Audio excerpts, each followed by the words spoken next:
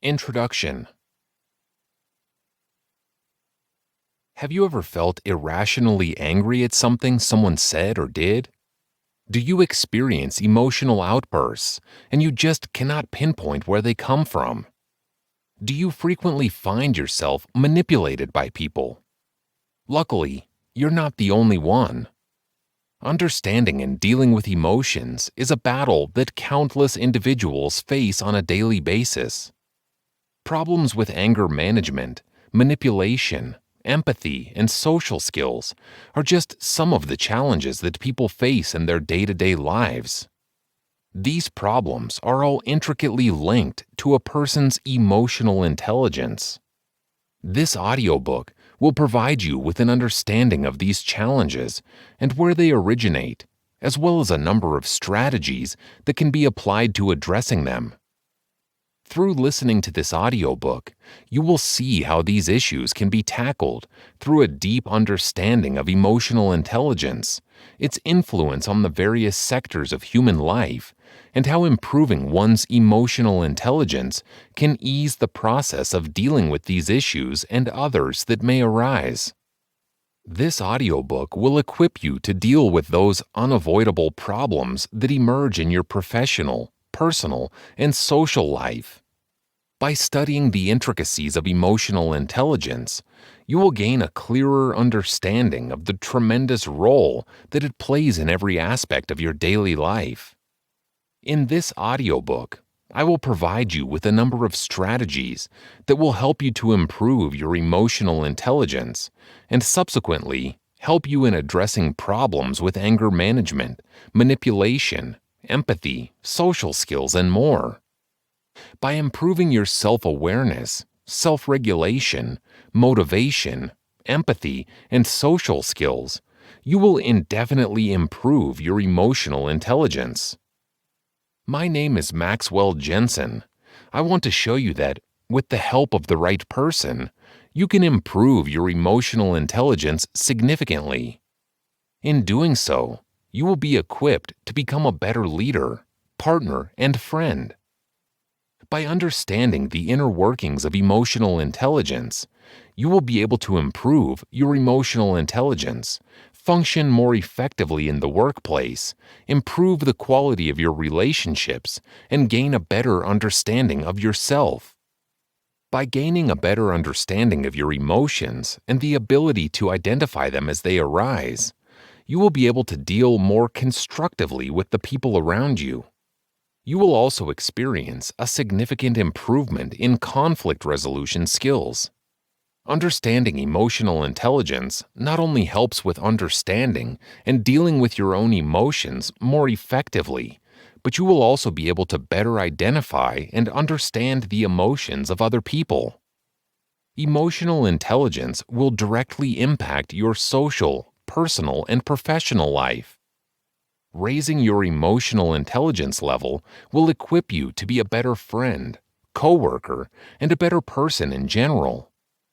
There are countless benefits to understanding and improving your emotional intelligence, and these benefits will be thoroughly explored throughout the course of this audiobook. People spend unbelievably large amounts of money trying to learn how to manage their emotions through therapy sessions, meditation, anger management classes, and yoga. This guide will teach you all you need to know about understanding and effectively managing your emotions. I will provide you with all the necessary information about the role of emotional intelligence in your life.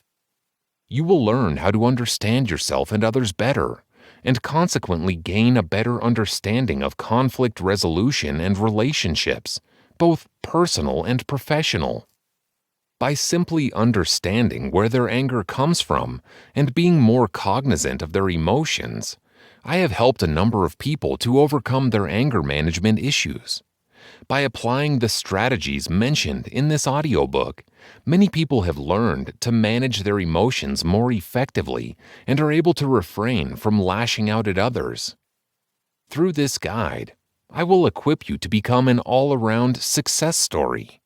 You will be able to address issues of anger management, manipulation, empathy, and social skills more effectively and efficiently. You will be able to build more meaningful personal and professional relationships and have a better understanding of yourself and others. You will be able to address conflict in a healthy and mature manner, both internally and externally. This guide will provide you with all you need to know about emotions and inform you on how to identify emotions more effectively and deal with them in a healthy way. When dealing with people, remember you are not dealing with creatures of logic, but with creatures of emotion. Carnegie, no date. These words by Dale Carnegie could not be truer. Countless arguments and conflicts arise because people act and react out of emotion rather than logic. Pride is one of the biggest causes of conflict in contemporary society, and very few people know how to deal with their emotions effectively. Once a person understands both their own emotions and the emotions of others, they are better equipped to identify them. Rather than suppressing these emotions, they are then able to deal with their emotions constructively and are able to manage the various aspects of their life more effectively. People with a high level of emotional intelligence are not subject to their emotions and understand that their emotions need not be the driving force behind their actions. Emotionally intelligent people act from a logical position rather than reacting from an emotional disposition. There is no reason to struggle with uncontrollable emotions, unnecessary conflict, or miscommunication mishaps any longer. This audiobook will help you to overcome and avoid such situations efficiently and successfully. The chapters in this audiobook are formulated to take you through the process of understanding and mastering your emotions. Every chapter in this audiobook explores a different aspect of emotional intelligence and will eventually lead you to a number of strategies that will help you to improve your emotional intelligence, thus helping you to better understand your emotions and the emotions of others. Upon completing this audiobook, you should be able to manage your emotions more effectively, create meaningful relationships, and conduct yourself in a professional and confident manner. Improving your emotional intelligence will invariably increase your chances of leading a successful life. Chapter 1: Understanding Emotions. Understanding your emotions and how emotions work is the first step to understanding and mastering emotional intelligence. By understanding your emotions, you will be able to understand yourself better and identify emotions more easily as they arise. Being aware of your emotions will help you to deal more effectively with them instead of ignoring and suppressing your feelings. In this chapter, we will take a look at what emotions are, what they come from, and why we need them. Understanding these three questions will lay the groundwork for understanding emotional intelligence. What are emotions? Emotions are essentially a response to your surroundings and circumstances. This response occurs both psychologically and physiologically. Emotions can therefore be recognized both physically and mentally.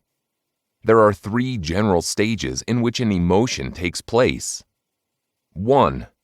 Physiological response.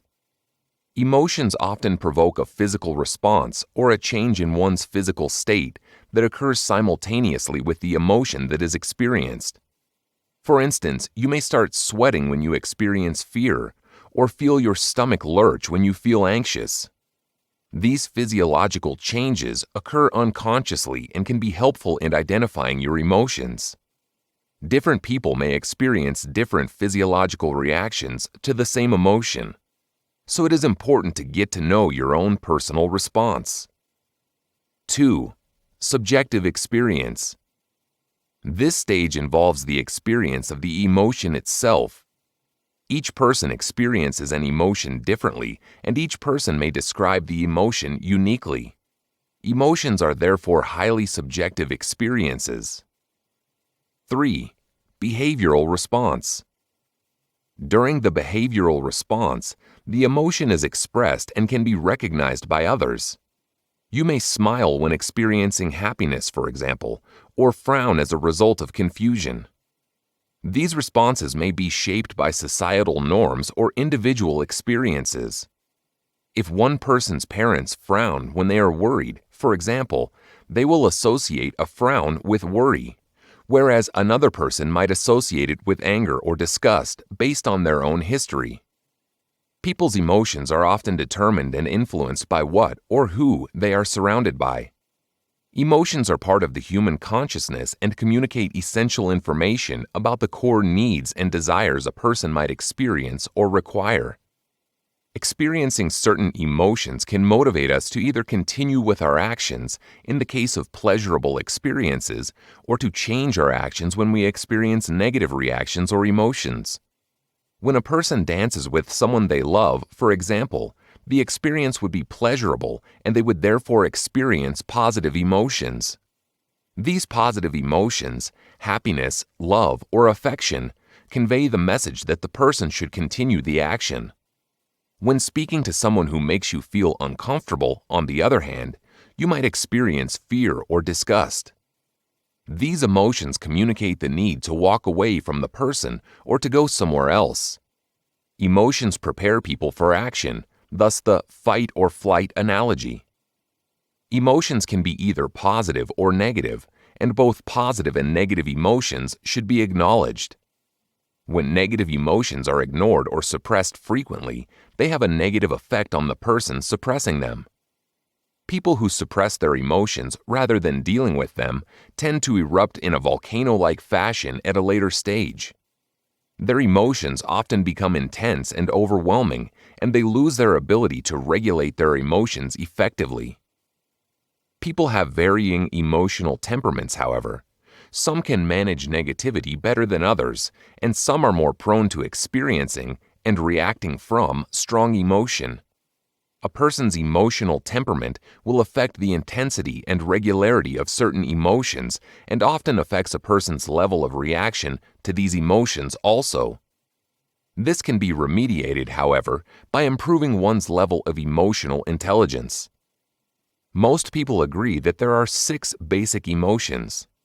These are anger, fear, disgust, surprise, happiness, and sadness. All other emotions stem from these basic emotions. These emotions might not occur in their pure form. For instance, one might feel a mixture of surprise and fear, or anger and disgust.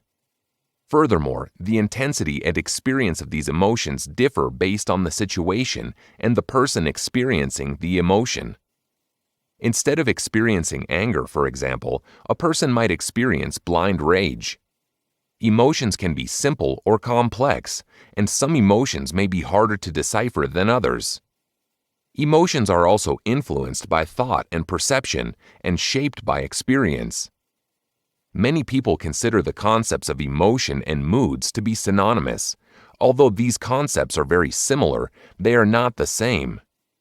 Moods tend to last much longer than emotions and are often heightened and intensified by thought. Emotions, on the other hand, are feelings and momentary. We cannot control our emotions. We do, however, have a hand in controlling our moods. Where do emotions come from? Emotions are common among all living species. The thing that sets human beings apart from other species, however, is that we are able to recognize our emotions and make judgments on the viability of these emotions. You might experience anxiety before an important test, for example.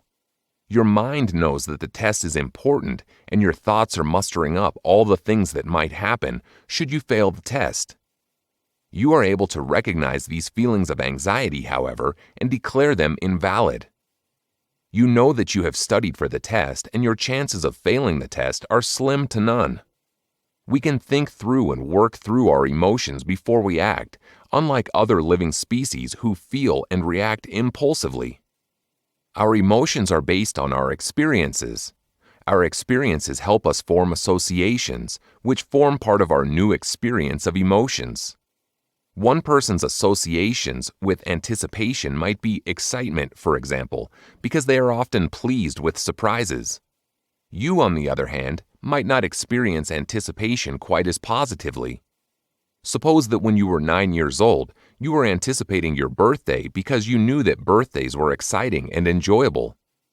At the surprise party, however, you had a fright, fell down a flight of stairs and broke an arm and a leg. Since this incident, you associate anticipation with anxiety and fear, and possibly even pain.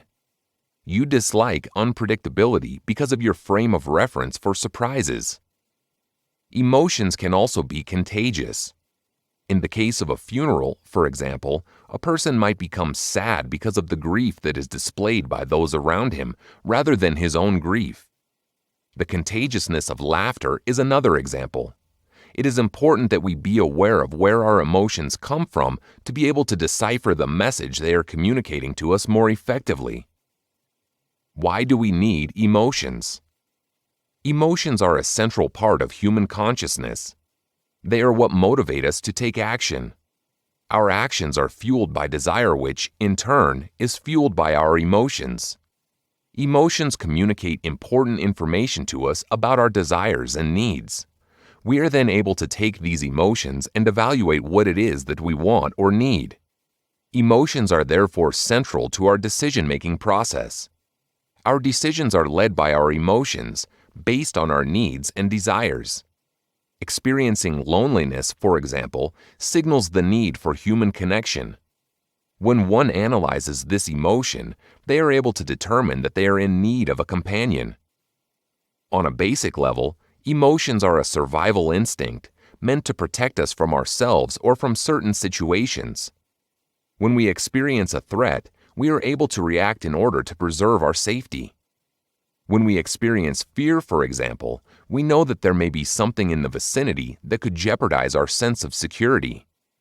As a result of that fear, we are able to flee from the situation before the threat becomes imminent. Emotions provoke certain physical and psychological responses that inform us of what we are feeling. When we feel nervous, for example, our palms may become sweaty. These physiological responses help us to identify our emotions so that we can assess our situation. There are certain psychological responses that also accommodate certain emotions, although these are harder to identify and much more complex. Emotions not only protect us and inform us on a primitive level, however. Emotions also serve as social cues. When we are able to identify a person's emotions based on their body language or facial expression, we can determine a number of things. People's emotions can reflect their disposition toward you, in other words, the nature of your relationship. It can also provide important information regarding the conversation. When a person is yawning, for example, it may indicate that they find the conversation boring or uninteresting. This emotional clue then provides you with a warning that you should change the direction of the conversation. Social cues help us to build better relationships and engage more effectively with others. Without emotions, our lives would be primitive and dull. Emotions add depth to our lives and allow us to experience things like love, creativity, and inspiration. These things can make life richer and add value to our existence. Chapter 2: Emotional Intelligence. Emotional intelligence, sometimes referred to as EQ, is the ability to identify and differentiate one's emotions as they arise. It involves being conscious of your emotions and being able to understand and effectively manage these emotions once they have been identified. Emotional intelligence helps guide you through your own thoughts, emotions, and behaviors, and helps you make sense of and understand them better.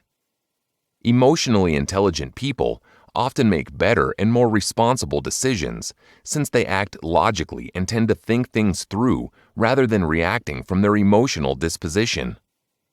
Not only does emotional intelligence help in the identification of your own emotions, behaviors, and thoughts, but it also helps with the identification and understanding of the emotions and behaviors of others.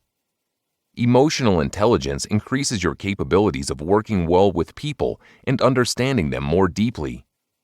It will help you significantly in making sense of the behaviors and reactions of other people, since you will be better equipped to understand how they are feeling. When you understand what emotions are and where they come from, it is easier to sympathize with others and to manage emotionally charged situations. Although intelligence, or IQ, is a useful tool, scientists agree that having a high level of intelligence is not enough. They argue that having a high EQ is equally important to succeed in life. In an age of globalization and social interaction, working with diverse people is an integral part of life as we know it. Emotional intelligence helps us to do this responsibly and effectively. Emotional intelligence is different from IQ in that it can be acquired and refined through practice. There are 5 characteristics that are commonly linked with emotional intelligence. These characteristics are self-awareness, self-regulation, motivation, empathy, and social skills. Having a balance in these characteristics can prove very beneficial and can simplify the process of working with others. Characteristics of emotional intelligence. 1. Self-awareness. One of the characteristics of people who are emotionally intelligent is self-awareness. Self-awareness involves being conscious of your emotions and recognizing them as they occur. It involves understanding your emotions and tuning into your feelings. Emotionally intelligent people do not avoid negative emotions. Rather, they identify these emotions and try to understand where they originated. Negative emotions should be processed rather than inhibited, since inhibiting negative emotions can be detrimental to both physical and mental health. Emotionally intelligent people are aware of this fact and are therefore able to work through their emotions more effectively. They take the time to reflect on and work through them rather than reacting immediately based on a feeling. People with a high level of emotional intelligence usually know themselves well and are cognizant of their own strengths and weaknesses. Those who are self-aware have high levels of self-confidence and tend to be very conscious of their emotions, where their emotions come from, and how these emotions affect their thought patterns and behavior. Emotionally intelligent people understand that perfection is an unattainable standard. They are able to acknowledge their vulnerability and take responsibility for their mistakes and weaknesses. 2. Self-regulation. Self-regulation is another aspect of emotional intelligence. This aspect involves a person's ability to control their emotions and impulses. People who have mastered self-regulation are able to refrain from making impulsive and careless decisions based on their feelings. Emotionally intelligent people don't allow their emotions to control their decision-making. They are often thoughtful and make thorough considerations instead of making impulsive or rash decisions based on their feelings. Those with high levels of emotional intelligence are skilled at self-control and practice conscientiousness. Emotionally intelligent people are comfortable with change and are able to adapt to sudden changes more easily and effectively. They don't allow unpredictable changes to throw them off guard or affect their functioning. Instead, they acknowledge that change is inevitable and unavoidable and therefore try to adapt with minimal disturbances. Mastering self-regulation also gives one the ability to say no when necessary, thus avoiding numerous uncomfortable situations. Emotionally intelligent people are usually much better at managing and controlling their emotions, moods, and reactions. They tend to live more balanced lives. They don't take on more responsibility than they can handle. 3. Motivation. Emotionally intelligent people often have clear and achievable goals. They are generally more productive and effective in what they do. They are open to new challenges and work hard to achieve that which they set out to accomplish. Emotionally intelligent people practice optimism and try to keep a positive attitude as much as possible. They don't allow temporary failures and setbacks to affect their long-term goals. They accept that failure is an integral part of life and should not be taken personally. When emotionally intelligent people commit to something, they follow through on their commitment to the best of their abilities. They are driven and bent upon achieving success. Emotional intelligence improves self-discipline and willpower, thus making emotionally intelligent people significantly more productive in general. Emotionally intelligent people don't allow temporary failures to affect and derail their long-term goals. They acknowledge that failure is part of the learning process and learn from their mistakes. They use their failures and mistakes to fuel their efforts. 4. Empathy. People with a high level of emotional intelligence tend to be very empathetic. Empathetic people are able to identify with and understand the needs of others. Emotional intelligence enables you to better recognize the emotions of others. Consequently, people who are emotionally intelligent are more competent at managing relationships and listening and relating to others. Emotionally intelligent people avoid stereotyping and jumping to conclusions at all cost. They are more prone and try to understand others' perspectives and are therefore able to understand and connect to others more easily. They tend to accept the views of others regardless of whether they agree with these views. Emotionally intelligent people know that opposing views are not an attack on their perceptions, but merely a different way of seeing. Emotionally intelligent people are not only considerate of the emotions of others, but they also anticipate how their actions and behaviors will affect themselves and other people. They consider others' needs along with their own and refrain from making decisions that will unnecessarily hurt others. 5. Social skills. Good interpersonal skills are another determining factor in emotional intelligence. Emotionally intelligent people are often team players and can successfully cooperate and collaborate with others. The characteristic of empathy plays a significant role in a person's social skills. Emotionally intelligent people are better team players because of the fact that they are better able to understand and relate to those around them. Their analytical approach makes them competent at solving and managing conflicts, therefore making them skilled at managing relationships. Since emotionally intelligent people are not egotistical, they are better at building effective and meaningful relationships instead of fixating exclusively on their own progress. Emotionally intelligent people do not merely focus on themselves. They are able to help others develop alongside themselves without feeling threatened by the success of others. They can adapt quickly and easily and are not afraid of change. Their empathetic nature also makes them excellent communicators. Why is emotional intelligence important? Emotional intelligence is crucial in experiencing success in every realm of your life, personal, social, and professional. Research proves that emotionally intelligent people are more prone to leading successful, healthy, and happy lives.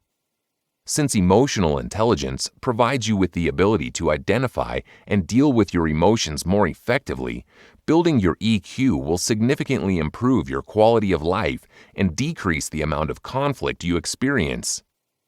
Self-confidence and motivation are aspects that make life much easier. An increase in emotional intelligence will help you deal with negative emotions rather than ignoring them. You'll be able to finally embrace positive emotions too. Emotional intelligence also helps with emotional regulation. It helps you to control strong emotions and subsequently avoid impulsive decisions and reactions that may come about as a result of these emotions. Another benefit of being emotionally intelligent is that it allows you to be a better friend, parent, employee, leader, and partner. It affects the way that you manage relationships significantly. Emotional intelligence can help you to build a happier, more meaningful, and more purposeful life. It affects every aspect of your life. Emotional intelligence will also improve your decision-making skills. It will help you to avoid making rash and impulsive decisions by allowing you to deal with emotions as they occur. You will be more aware of the effect that your emotions have on your thoughts and decisions. Emotional intelligence can be tremendously helpful to improving your coping mechanisms and your experiences.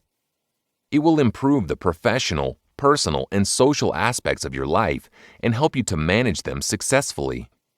With emotional intelligence, you will also gain a sense of balance throughout all strands of your life. Chapter 3: The Professional Dimensions of Emotional Intelligence. Emotional intelligence plays a significant role in the workplace. Although there is some dispute over whether or not emotional intelligence is absolutely essential for success in the workplace, it is agreed that emotional intelligence is a crucial factor in leadership. Emotional intelligence also plays a significant role in a person's influence over others. Influence, as anyone in the business world knows, is a tool that can be very handy in the corporate sector. Emotionally intelligent people are able to master the skill of persuasion, which can be put to incredible use in the professional sector. Improving your emotional intelligence will help you to better utilize persuasion through the development of empathy and social skills. The importance of EQ in the workplace. Although IQ is an important quality in the workplace, emotional intelligence sets you apart from others in the corporate sector. Emotional intelligence is an especially important characteristic in leadership, and not everyone has it. Teamwork is an essential part of the working experience, which is why emotional intelligence is so important in the professional world. Studies also suggest that emotional intelligence is directly linked to performance and that emotionally intelligent people tend to perform better in general. People who are emotionally intelligent are able to work under pressure despite the stress more efficiently. They can also solve conflicts with ease. Emotionally intelligent professionals also tend to respond with empathy. They are able to evaluate the effect of their emotions, reactions, and decisions on themselves and their colleagues. Before being able to improve and bring out the best in your team, one has to first be able to bring out the best in oneself. Influential leaders lead by example, and being emotionally intelligent is definitely an example you want to set. Empathy enables you to communicate more clearly than most. It significantly reduces the chances of miscommunication and misunderstanding. Emotional intelligence allows you to better support your employees and create a more positive environment. Creating a positive environment will enable your employees and colleagues to work harder and more productively, since it increases their motivation and drive. Emotional intelligence drives personal excellence and therefore creates a much better employee and leader. Emotional intelligence may not be the only prerequisite for experiencing success in the workplace, but it does increase your chances of succeeding significantly. Emotionally intelligent people are better at identifying their own needs and the needs of others. This means that they are able to fulfill their needs and the needs of those around them, creating a positive and fulfilling working environment. Emotional intelligence has the potential to improve morale in the workplace. Emotionally intelligent people are not only good at achieving their own goals, but they can also help others achieve their potential too. In today's modern world, communication is key. Since emotionally intelligent people are good communicators, this makes them a tremendous asset in the workplace. They are able to avoid unnecessary conflict and can solve conflicts peacefully as needed. Emotionally intelligent people are also better at determining win-win situations, since they are more skilled at considering various perspectives simultaneously and empathizing with others. They are often adept at finding common ground, a skill that is definitely advantageous, if not priceless, in the workplace. Signs of low EQ in the workplace. There are numerous signs of low emotional intelligence that manifest in people at work. These signs are easy to identify, and you might be surprised by the number of people you work with who exhibit them. You may even detect them in yourself. 1. Lack of responsibility. People with low emotional intelligence often play the victim and rarely take responsibility for their actions and mistakes. Rather, they tend to blame others for their shortcomings. When an issue arises at work, you can rest assured, according to them, it will never be their fault. They'll be pointing fingers in every direction except at themselves. 2. Lack of communication skills. Another characteristic of someone with low emotional intelligence in the workplace is poor communication skills. Communicating in the workplace isn't easy by default, but most people can communicate what they need to communicate assertively without upsetting coworkers. Those with a low EQ, on the other hand, often come across as passive, aggressive, or passive-aggressive. 3. Lack of people skills. People who lack emotional intelligence often lack people skills. They tend to refuse to work in teams because they are unable to maintain healthy relationships. Getting along and general communication proves to be a challenge. Their lack of empathy and perspective leave them unable to work well with others, and they are often involved in conflicts. 4. Highly critical. People with low emotional intelligence levels are overly critical and tend to criticize often. They are quick to point out the flaws and mistakes of others in a non-diplomatic manner. Of course, coworkers are supposed to help their colleagues improve, but those with low EQ will seem to simply be breaking people down. Rather than constructive criticism, they resort to shaming and guilting others. 5. Inability to handle criticism. Ironically, these people cannot take criticism themselves. They often view criticism as an attack on their work and their person. They tend to overreact and may even resort to wallowing or self-pity. These unwarranted reactions will certainly not encourage progress within the company. 6. Inability to adapt. People with low emotional intelligence often fear change and cannot adapt easily. It might seem like the smallest of a shift to someone else, but the low EQ colleague may tend to panic when they encounter change. If they agree to adapt, they will certainly take much more time before they come around. 7. Inability to cope with failure. Along the same lines as handling criticism, people who lack emotional intelligence cannot cope with failure. They take failure personally and dwell on these failures. They tend to allow failures to get in the way of their long-term goals. They may seem to easily forget about any past successes and let the failure fill their entire view. 8. Consistent poor performance.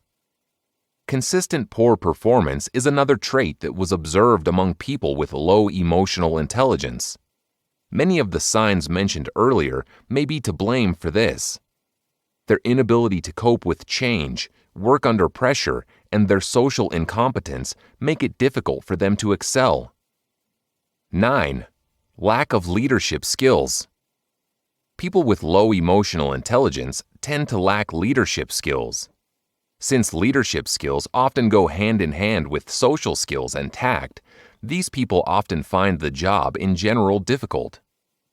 Leaders are expected to have people skills, take responsibility, and encourage their employees. Those with a low EQ will clearly struggle. They may not cope well with the minimal requirements of the workplace, let alone a leadership position. 10. Inability to handle stress. People who lack emotional intelligence are easily stressed and tend to be irritable.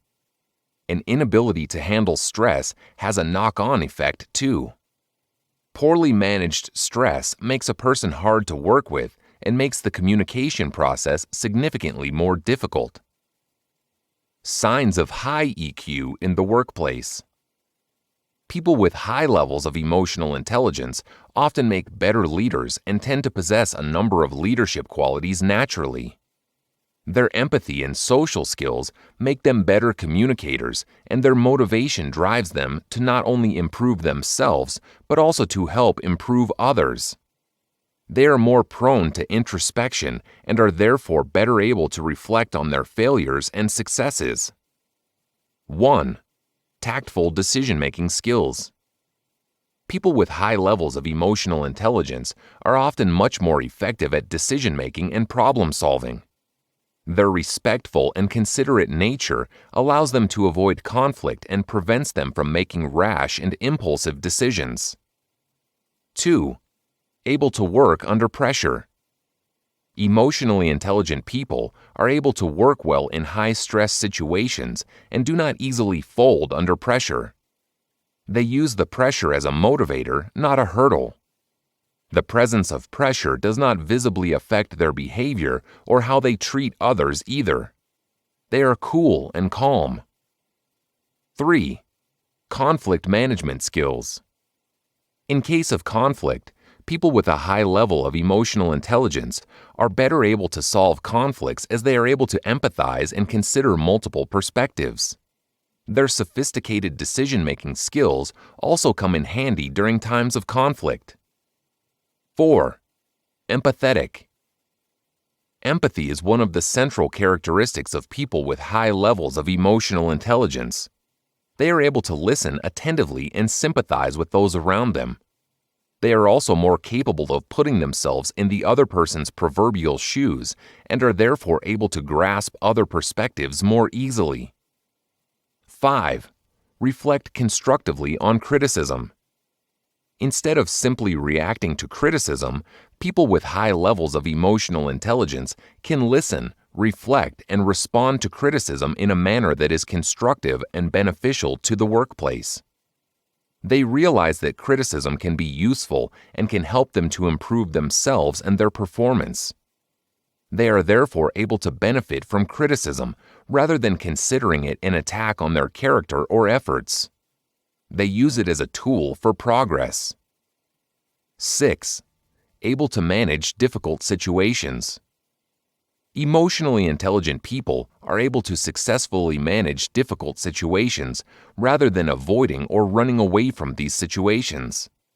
They remain calm and collected and respond to these situations in a responsible and logical manner. They are able to take a step back and make smart, deliberate choices to solve the problem. 7. Respected. Emotionally intelligent people are often respected by those around them. This is because of their empathetic nature and their efforts to understand others. Emotionally intelligent people are more likable in general. They make coworkers want to be more like them. 8. Acknowledges the efforts of others. People with a high level of emotional intelligence are able to put their own interests aside and take the time to praise the efforts of others. They are confident in their own work and therefore do not feel the need to constantly defend and gloat solely about themselves. They encourage and build up those around them by acknowledging others' accomplishments, big and small. 9. Provide helpful feedback. Along with being able to take criticism constructively, emotionally intelligent people are able to offer helpful and constructive feedback. They can analyze a situation effectively, and their assertive communication skills help them to communicate clearly about where improvements can be made and which aspects were effective. Chapter 4. The Social Dimensions of Emotional Intelligence. Considering the empathetic and social nature of emotional intelligence, it plays a significant and important role in the social sector of your life. Improving your emotional intelligence will help you to create more meaningful relationships, communicate more effectively, and will significantly improve your conflict resolution skills. People with a higher level of emotional intelligence tend to have longer-lasting and more meaningful relationships and are able to avoid unnecessary conflicts. The importance of emotional intelligence in relationships. There are a number of things that signify the importance of emotional intelligence in the social sector of your life. A lack of emotional intelligence can easily lead to unnecessary conflict, miscommunication, and misunderstanding in relationships. Since emotional intelligence helps you to consider others' perspectives and understand their emotions, it will help you to better manage your relationships.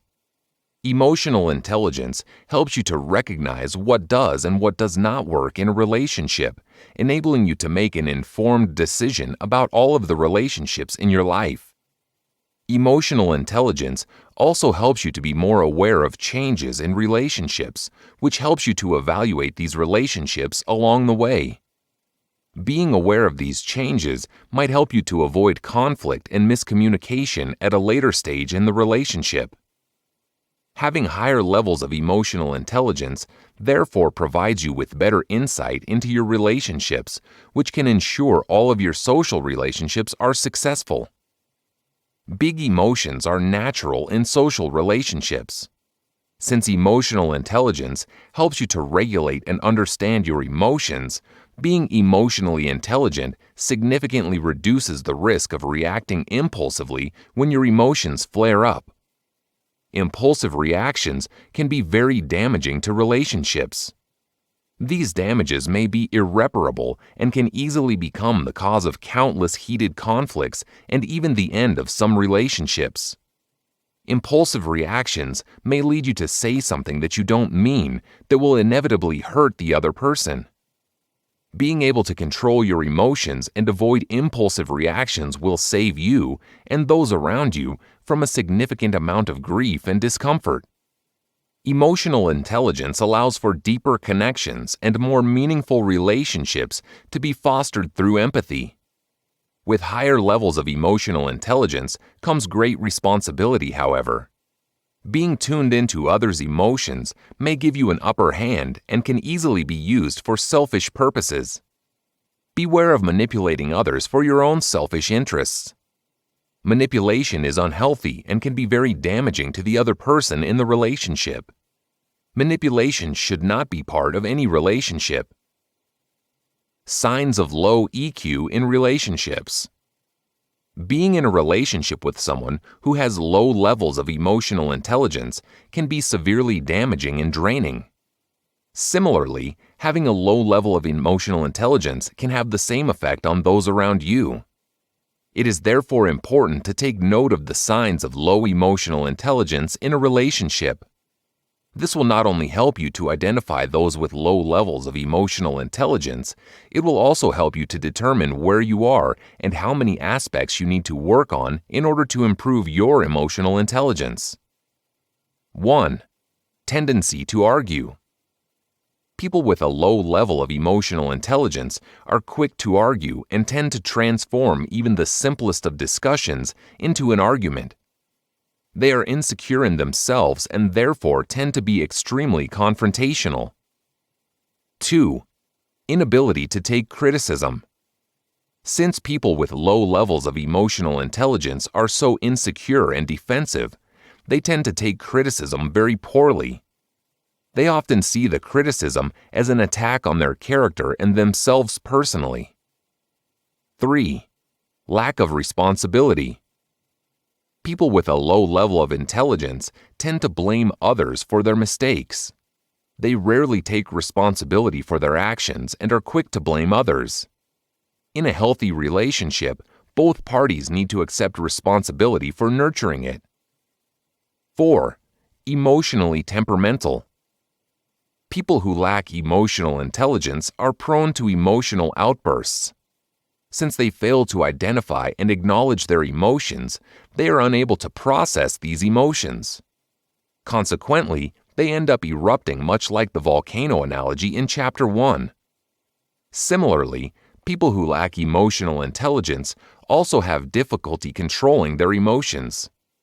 They tend to make rash and impulsive decisions based on how they feel because they are unable to effectively identify and process their emotions. 5. Accuse others of being oversensitive. Ironically, people with low levels of emotional intelligence tend to accuse others of being oversensitive. Their tendency to be unsympathetic and unwilling to consider other truths and perspectives make them blind to the way they might be affecting others. They see no wrong in their own actions and therefore accuse the other person of being too sensitive. 6. Stubborn. People who lack emotional intelligence are often stubborn and refuse to listen to the perceptions and opinions of others. When they do listen, they often refuse to acknowledge or accept those opinions and perspectives that are not in line with their own views and beliefs. 7. Inability to cope with emotionally charged situations. People who have a low level of emotional intelligence are unable to cope with highly emotional situations. Their tendencies to avoid their emotions as far as possible leave them unable to handle these situations. They are likely to feel uncomfortable and squirm under these situations. They may even flee the situation. 8. Overly critical and judgmental. People with a low level of emotional intelligence are often critical and quick to judge. They easily jump to conclusions before considering the full story or the other person's perspective. 9. Dwell on mistakes. These people are prone to dwell on mistakes and tend to point out these mistakes during arguments and discussions. They refuse to forgive or take significantly longer to forgive. 10. Emotionally inappropriate. People who lack emotional intelligence tend to be offensive and emotionally inappropriate. Their inability to process emotions effectively make them unable to determine the right action for the occasion. As a result, these people may laugh at a funeral or during a very serious moment. Their inability to communicate clearly and assertively, combined with their lack of empathy, can lead them to be very insensitive and even offensive at times. 11. Dismiss emotions. People with a low level of emotional intelligence tend to trivialize their emotions. They don't believe that working through emotions is important and may even believe that emotions only affect the weak-minded. 12. Self-absorbed. These people tend to be very egotistical and act as if the world revolves around them. Their actions are motivated by personal gain, and they rarely consider how their actions will affect others. Signs of high EQ in relationships. People with high levels of emotional intelligence tend to foster healthier, more meaningful relationships. They are able to maintain their relationships for longer periods of time and tend to be happier in their relationships. 1. Communicate clearly. People with a high level of emotional intelligence tend to express themselves more clearly. They are able to assertively communicate their needs and are not afraid to speak up when something bothers them. 2. Balanced.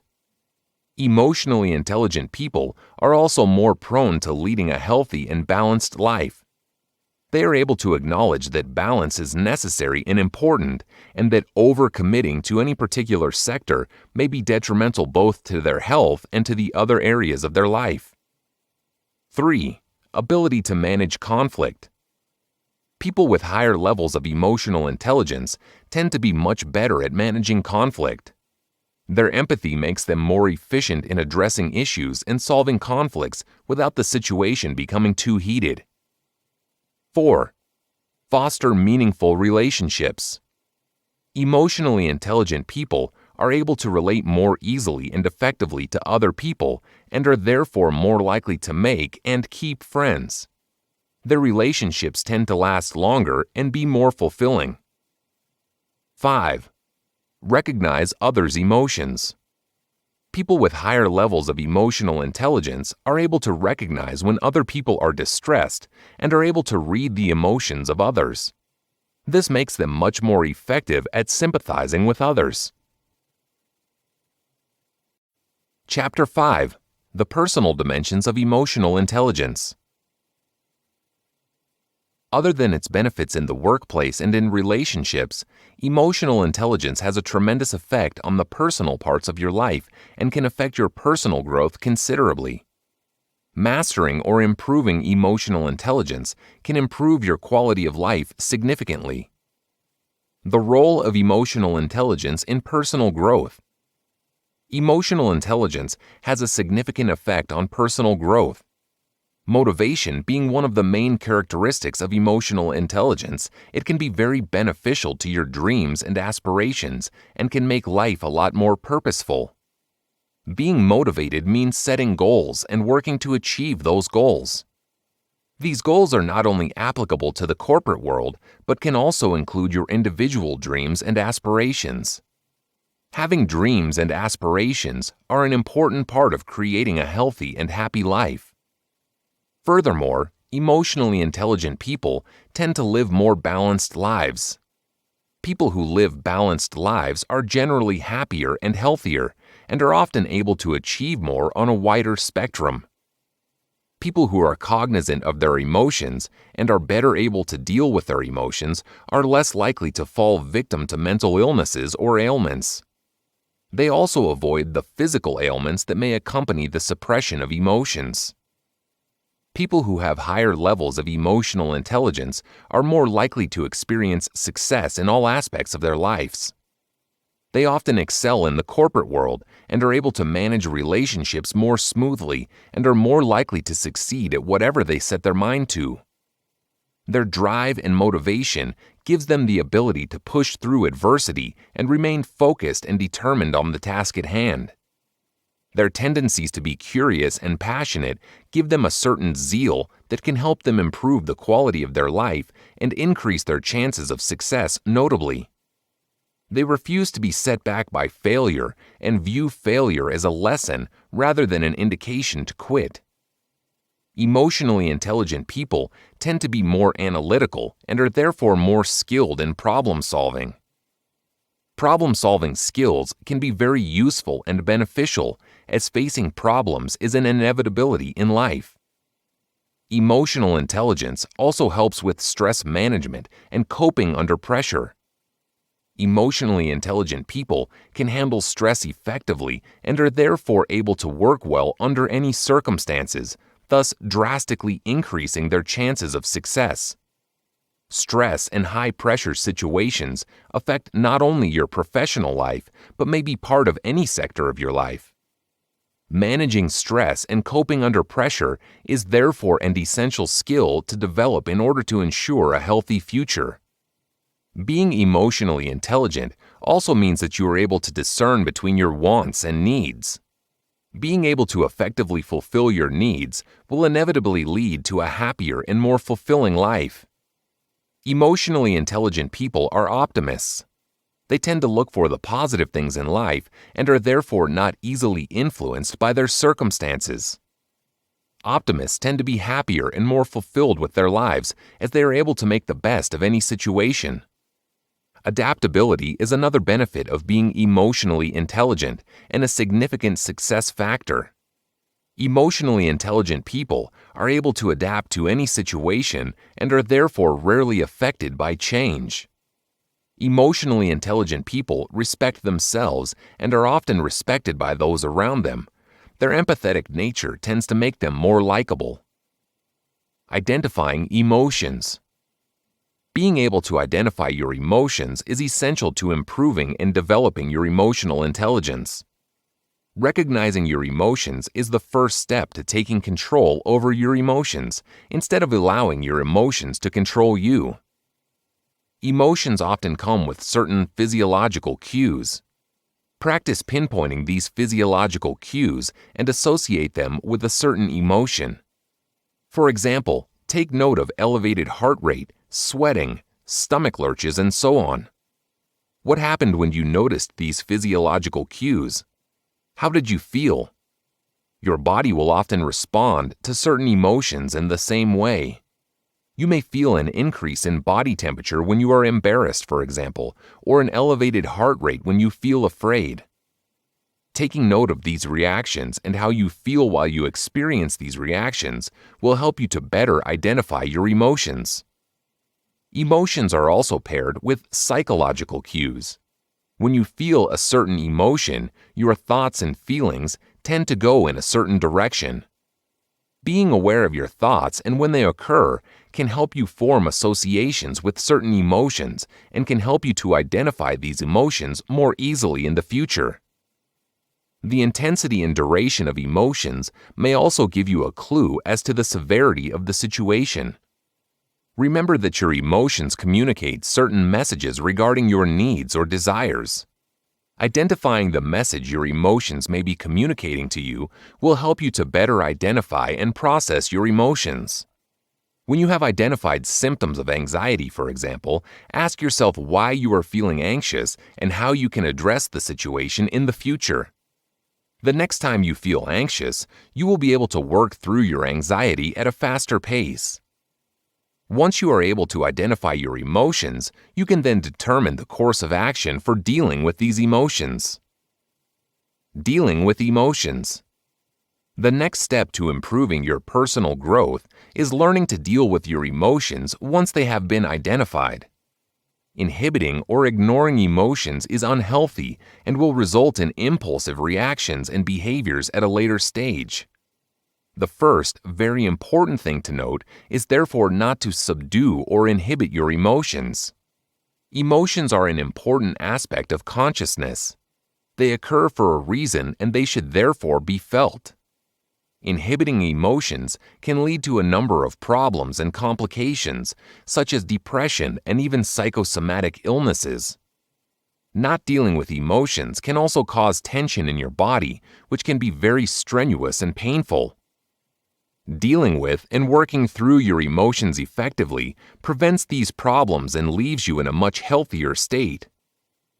The first way in which to deal with your emotions is by simply talking about them. Talking about your emotions offers relief and prevents complications such as depression and psychosomatic symptoms. Talking through your emotions will help you feel better. Another option is to write about your feelings. Keeping a journal will help you to work through your emotions and also serves as a release for your emotions. This strategy can be just as effective as talking about your emotions, although social interaction and acknowledgement may be important for some. One of the benefits of keeping a journal is that you can reflect back and determine how far you've come. Another option would be to find an outlet for your emotions. Exercise can be very beneficial to your health and is effective in helping you release your emotions. Meditation and prayer is another option that many opt for that can be calming and may help you to regulate your emotions more effectively. Planning an outing with friends can also help to release emotions, since being with friends is a natural relaxer for most people. There are numerous other options that can be explored, such as painting, scrapbooking, and even creating a blog. Finding a hobby or an interest can help you to release unnecessary stress and work through your emotions. Cognitive behavioral therapy, or CBT, is also an option to help you deal with emotions more effectively if the aforementioned strategies just aren't working for you. CBT is a type of psychotherapy that teaches you to be more cognizant of your thoughts, behaviors, and emotions. It helps you to identify destructive thoughts and focuses on finding solutions to these problems. CBT focuses on interrogating the effect of emotions on your perceptions of reality. If these perceptions are inaccurate or invalid, CBT aims to uproot these perceptions and create more realistic and valid perceptions. It is important to reflect on your emotions in order to effectively deal with them. Once you have identified your emotions, identify the stressors that trigger these emotions. Where did the emotions come from? When do you remember noticing the feeling? These questions can help you determine the cause of that particular emotion. After identifying the stressors, try to identify the needs behind these emotions. Fulfilling these needs will help you to deal more effectively with your emotions. Chapter 6. Strategies for Improving Emotional Intelligence. There are a number of actionable strategies that can be taken to improve your emotional intelligence levels.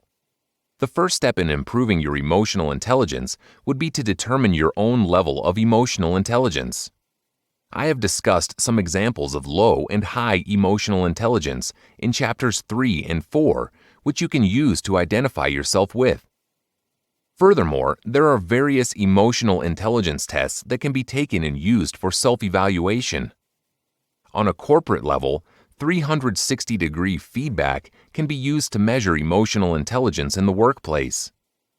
360-degree feedback entails an evaluation from each member of the staff, providing feedback on the performance and emotional intelligence of an employee.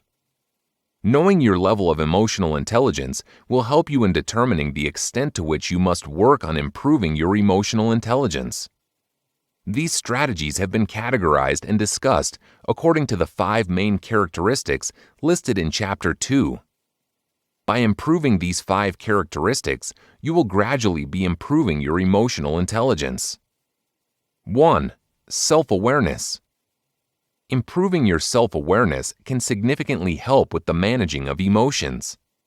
Once you are able to manage your emotions more effectively, you will inevitably make better decisions.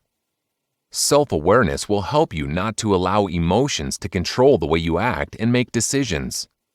Improving your self-awareness will help you to take control over your emotions instead of allowing your emotions to control you. These strategies will help you to improve your self-awareness. Be honest with yourself. It is important to take an honest look at yourself, your emotions, and your actions.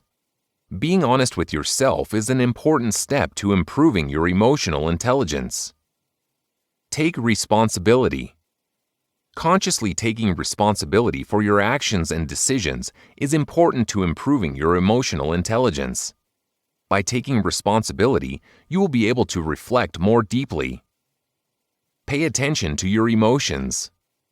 Making an effort to acknowledge your emotions and analyzing how they affect thoughts, behaviors, and decisions is another way to improve your self-awareness. Try to identify your emotional strengths and weaknesses. Remind yourself that emotions are temporary. When we experience moments of intense emotion, it is tempting to react and to make a decision in the moment. It is important, however, to remind yourself in these moments that emotions are fleeting. Don't allow short-term emotions to affect your long-term decisions. 2. Self-regulation. Improving self-regulation involves observing how you react to your emotions. Improving your self-regulation will help you to gain control over your impulses. You will be able to think things through logically and make an objective and informed decision rather than a quick and regrettable one. Take note of the following strategies to improve your self-regulation skills. Remain calm. Practice keeping your emotions under control. Before reacting, take a deep breath and consider your emotions. If the situation is emotionally charged, take a moment to step away and calm yourself down. Reacting on your emotions may be harmful rather than helpful. Be aware of your reactions. Examine how you react to stressful situations and evaluate the effectiveness of your reactions. You will realize that reacting impulsively is not helping to the situation and often causes long-term damage and conflicts. Take note of these reactions and think of ways that you can react in the future that will be more helpful to the situation. Think things through. Before making a decision, consider your feelings and how they may affect your judgment. Consider different solutions to a problem before making a concrete decision and weigh the different ways that you could react. Carefully evaluate the effect that each of these reactions may have on the other person or the situation. Taking a pause and thinking about your reaction or decision will spare you much grief and regret and will help you to avoid unnecessary conflict. Find an outlet. Hobbies are often helpful to release stress and tension, which will help you to better manage your emotions. Start exercising, painting, or drawing. Find something that helps you release the day's stress and calms you down. 3. Motivation. Motivation can be fragile and fleeting. People often associate motivation with a spurt of enthusiasm for working or achieving something. Motivation is more than that, however. It need not be temporary, and it can help you to remain focused on your goals and purposes consistently. Motivation is a skill that can be improved through a number of strategies. Practice positive self-talk. Your self-image plays a significant role in the quality of your work. Practicing positive self-talk can help improve your drive and self-image, thus motivating you to work harder. Not only will you work harder, but you will likely find work more enjoyable when you are motivated. Foster a positive work environment. Having a positive work environment makes working a more pleasant and less daunting experience and will therefore improve productivity and effectiveness. Having a positive work environment will also make work more enjoyable. Practice gratitude. Practicing gratitude and counting your blessings, so to speak, trains the mind to look at the positive side of things and be more optimistic. When you feel demotivated or frustrated, list the things that you are grateful for. This is likely to boost your mood and will train your brain to be more grateful. Set goals. Setting goals is an important part of motivation. Long-term goals help us to keep our eyes on the prize. Write these goals down and keep them close. Whenever you are feeling demotivated, remind yourself of why you started. Setting short-term goals is also important and can help you to face the challenges of the day more eagerly. No matter how small, accomplishments offer us a sense of achievement and motivate us to work harder. Reflect. Reflecting on your goals and achievements can drive you to work harder and help you maintain your enthusiasm. Take time to look back and show appreciation to yourself and the work that you have done. 4. Empathy. Empathy is a muscle that can be exercised in a number of ways. Many people think that empathy is a personality trait and can therefore not be acquired or developed. Although empathy is easier for some, there is a way in which empathy can be developed, practiced, and improved. For those with less patience and people skills, this process may be difficult and can take significantly longer, but it is possible. Taking note of the following strategies can help you to improve your level of empathy significantly. Practicing your empathy skills will inevitably help you to improve your social skills also. Put yourself in the shoes of others. When someone comes to you with a situation or reacts a certain way, try to consider where they are coming from. Like you, people often react out of emotion without consideration for others' emotions. Recognizing and remembering the struggles that all humans face will help you to build your empathy. Consider alternative perspectives. Try to be more accepting of others' perspectives, regardless of whether you agree or not. Practice being open to perspectives other than your own. If you're not sure you understand their perspective, ask questions rather than dismissing the other person's views. Practice active listening. Listen to others with the aim of understanding rather than replying. Engage with them and ask questions. This proves that you are interested in what others have to say. A sense of importance can help to boost others' self-worth and self-confidence. Consider how your actions affect others. Before acting, examine how your actions and decisions will affect others. If you are unnecessarily going to hurt someone with the way you react, then maybe a different reaction is merited. It is important to accept others' emotions and make peace with their personality. Take responsibility for your actions. It is important to take responsibility for your actions. If you have hurt someone, it is important to apologize directly to that person. Even if you aren't aware of the pain you've caused or the mistake you've made, it is essential you reflect and try to understand how and why your actions affected someone or something. 5. Social skills. Social skills are a characteristic that can only be practiced by interacting with people. Observe the way in which you react to other people and how you communicate. Also notice how others react to you. This will provide you with an idea of where to start. There are a number of strategies to take note of in your interaction with people. Monitoring their strategies and applying them in your interactions will help you to improve your social skills and therefore also your emotional intelligence. Be humble. Practice humility by offering others a place to shine.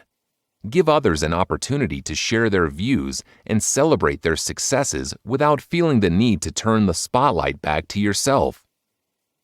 Communicate. It is important to be open and honest. Practice assertively communicating your wants and needs. Don't insinuate, but rather state plainly what you need or want the other person to know. Acknowledge the efforts and successes of others. Help others to see the value in what they do without feeling the need to defend your own accomplishments. Motivate others by acknowledging their efforts and successes. Take note of nonverbal cues. Nonverbal cues include all aspects of body language and facial expressions and can be a useful indicator of how the other person is feeling. Social cues are an integral part of social interaction, as they can provide important information that you may otherwise have missed. Take the time to understand beyond words.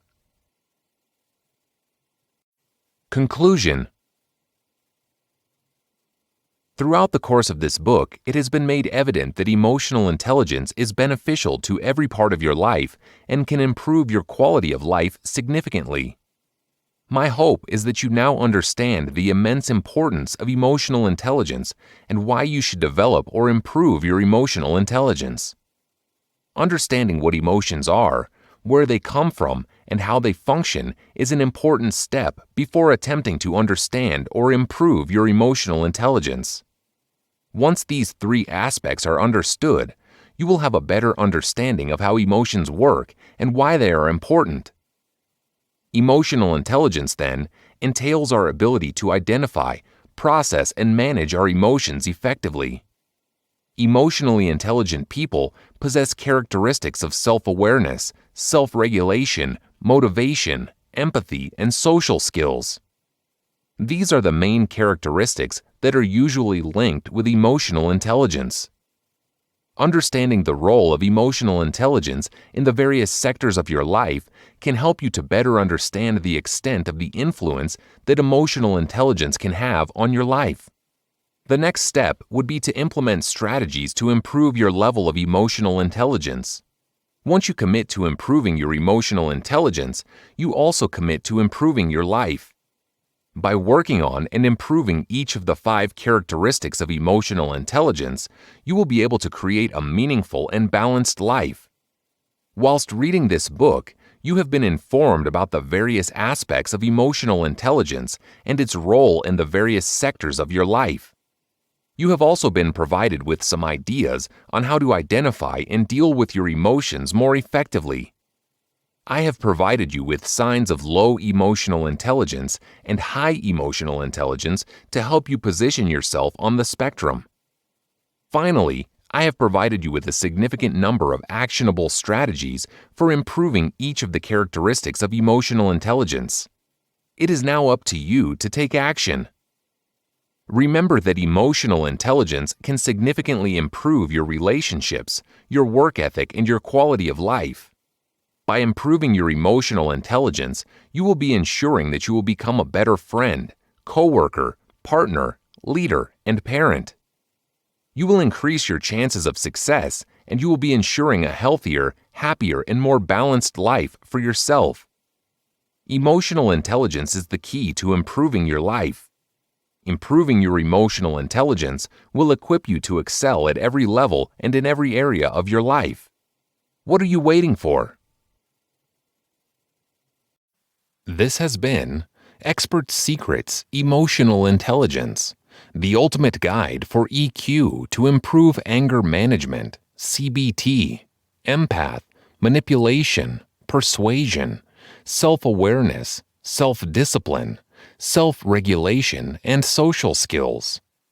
Written by Maxwell Jensen. Narrated by Joseph Thorson.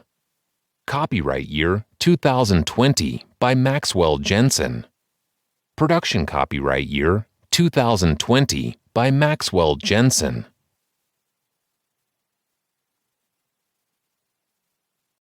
Hey, it's Maxwell Jensen. As mentioned at the start of this audiobook, you have an exclusive offer available to you for a short period of time. In case you forgot to claim your 100% free, no strings attached Ultimate Mindset course by Intelligence Mastery. Please, can you make sure to do so now? The reason for this is in the next coming chapters, I will be discussing and referring back to parts of the course that Intelligence Mastery has created for you to improve your mindset. It will be pivotal to have this course available at all times, as when learning about self-improvement strategies, the Ultimate Mindset course will guide you to implement these strategies in a quick and effective manner. In case you forgot how to claim your free copy of the Ultimate Mindset course, search in your search browser's URL free.intelligencemastery.com. Remember, before listening any further, please do this now, as I will refer back to parts of the course throughout this audiobook. Expert Secrets: Cognitive Behavioral Therapy, CBT. The ultimate guide made simple to overcome anger management, anxiety, depression, insomnia, negative thinking, panic phobias, stress and worry. Written by Maxwell Jensen. Narrated by Joseph Thorson. Introduction. We live in a society plagued by uncertainty, doubt, and negativity. Or at least, that's what we're led to believe. Whether you get your news from your TV or the internet, it's very likely that you will bump into bad news. In fact, it's fair to assume that 90% of all the news fed to us is of a negative nature. If we didn't know better, it would really look like we are wired to look at the empty half of the glass. The truth is that all this negativity stems not from ourselves, but from a variety of circumstances that have slowly drilled these thinking patterns into our mindsets. The way we were brought up, everything in the media, our life experiences, and our fears can very easily settle in and shape thinking patterns that do not belong to our true selves. Before we know it, we end up wearing anger, anxiety, depression, and stress as if they were our second-natured skins, when in fact they are nothing but masks that have been forced on us. So what then? Are we doomed to think like this forever? To let depression, fear, and anger take over our dreams and lives? Most certainly no. You do not have to let depression, fear, and anger take over your dreams. Cognitive behavioral therapy, CBT, can offer a way to address this negativity before it overwhelms us. It is one of the most efficient treatments for depression. More specifically, CBT focuses on the negative thinking patterns that cloud our judgment. It teaches us how to spot and replace them with positive thought patterns. In this audiobook, I will show you all the high-level strategies you need to know to get down to the root source of your behavior and understand why you might be thinking and acting against your own true will. By the end of this audiobook, I hope you will have discovered that your mindset is reprogrammable and that you do not have to allow anxiety, stress, and depression to define you or your future. With the information and techniques I will introduce to you in this audiobook, you will be able to finally take control over your behavior.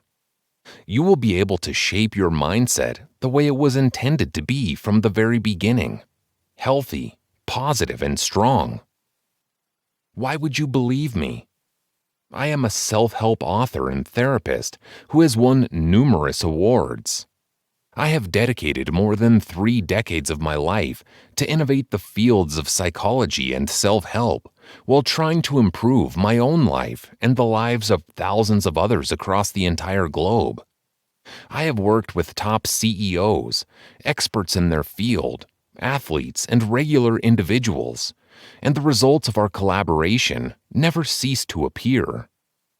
I want to show people that a bit of training from the right person can help them overcome bad behavioral problems using CBT. Yes, that includes you as well.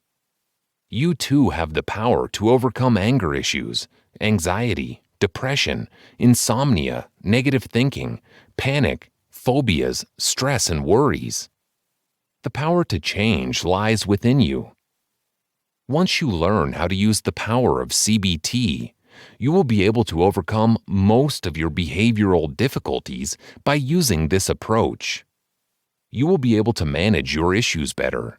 You will be able to take control over what you think and what you do as a result, and you will be able to reshape your mindset and your life in the light of your true self.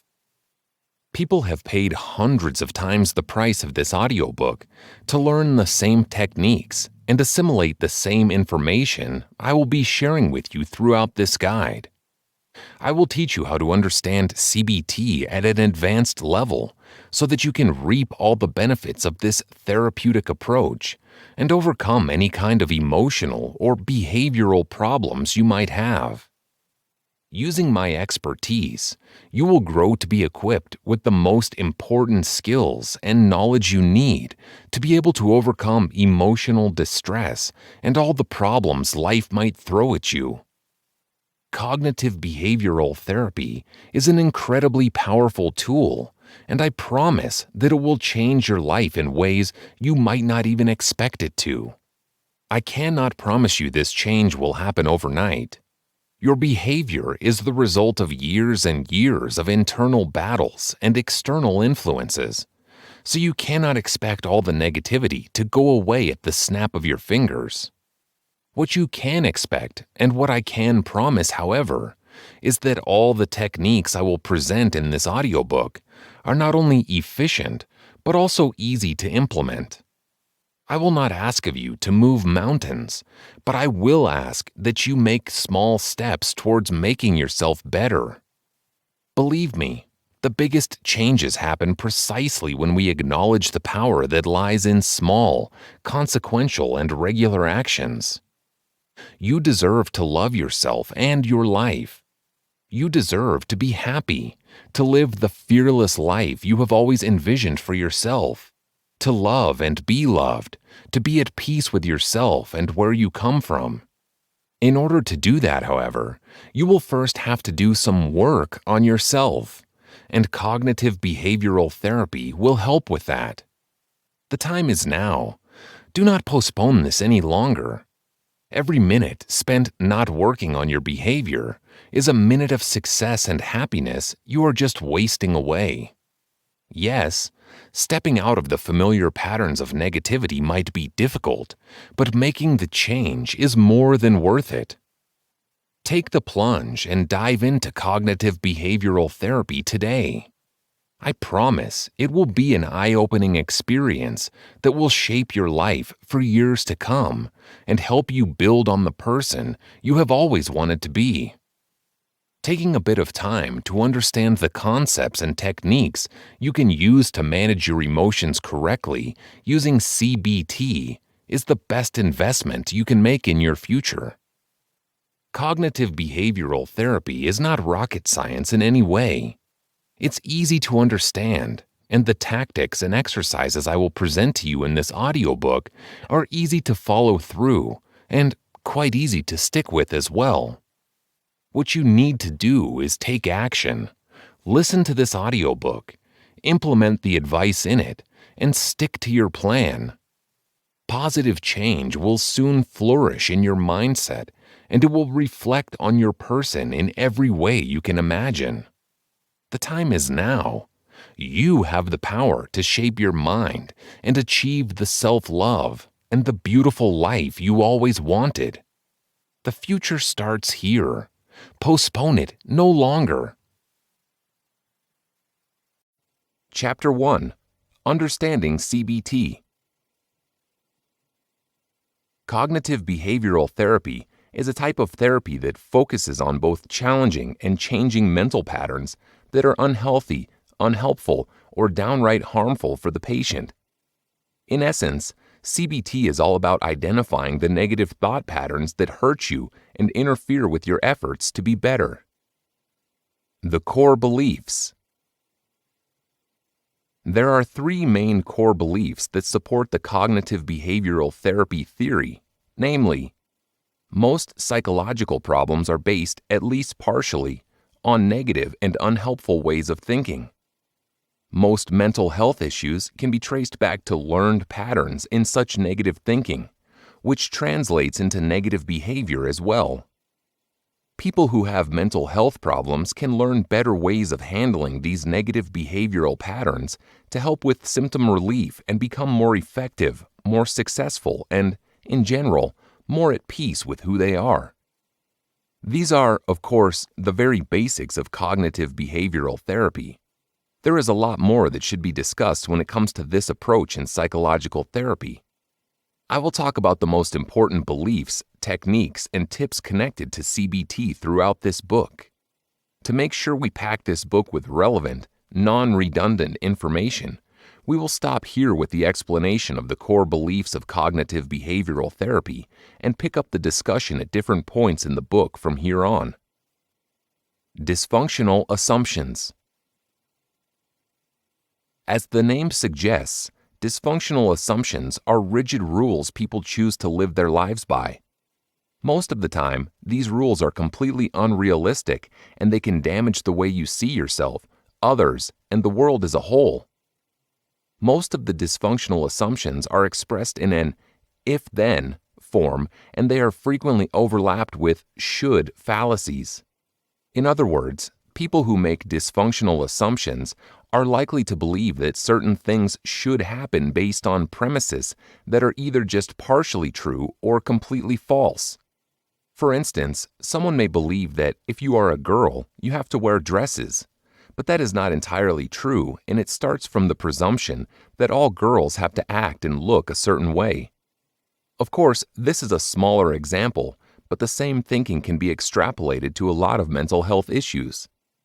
There are a couple of common themes you will recurrently see in people who make dysfunctional assumptions, such as achievement, acceptance, control.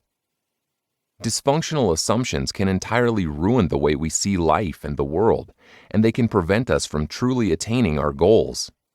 When your thinking dabbles in the extremes, and when you cannot find the gray shades in everything, it's hard to set a goal that is realistic and attainable, and it's even harder to follow through with your plan.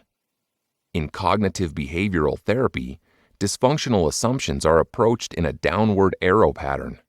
To be more specific, the therapist will help the patient narrow down the root source of their thinking process by asking them questions until they find the bottom line, which is the point at which the patient cannot offer arguments for their thinking anymore. Once dysfunctional thoughts like these have been identified, the patient will follow a process of understanding, assessing the irrationality of their thought patterns, checking their dysfunctionality, developing a reformulation, and then implementing an action plan. There are many types of dysfunctional assumptions, but what ties them all together is the fact that they can severely affect how we live our lives. In many ways, these assumptions are like a filter we apply over everything. They never allow us to see things for what they truly are, nor do they allow us to do things as we want to do them. You can work on your dysfunctional assumptions on your own, as long as you know you can be ruthlessly honest with yourself. However, the help of a professional therapist will always be more than welcomed, as they will help you truly get down to the root of your issues and reshape them. Negative automatic thoughts, NAT.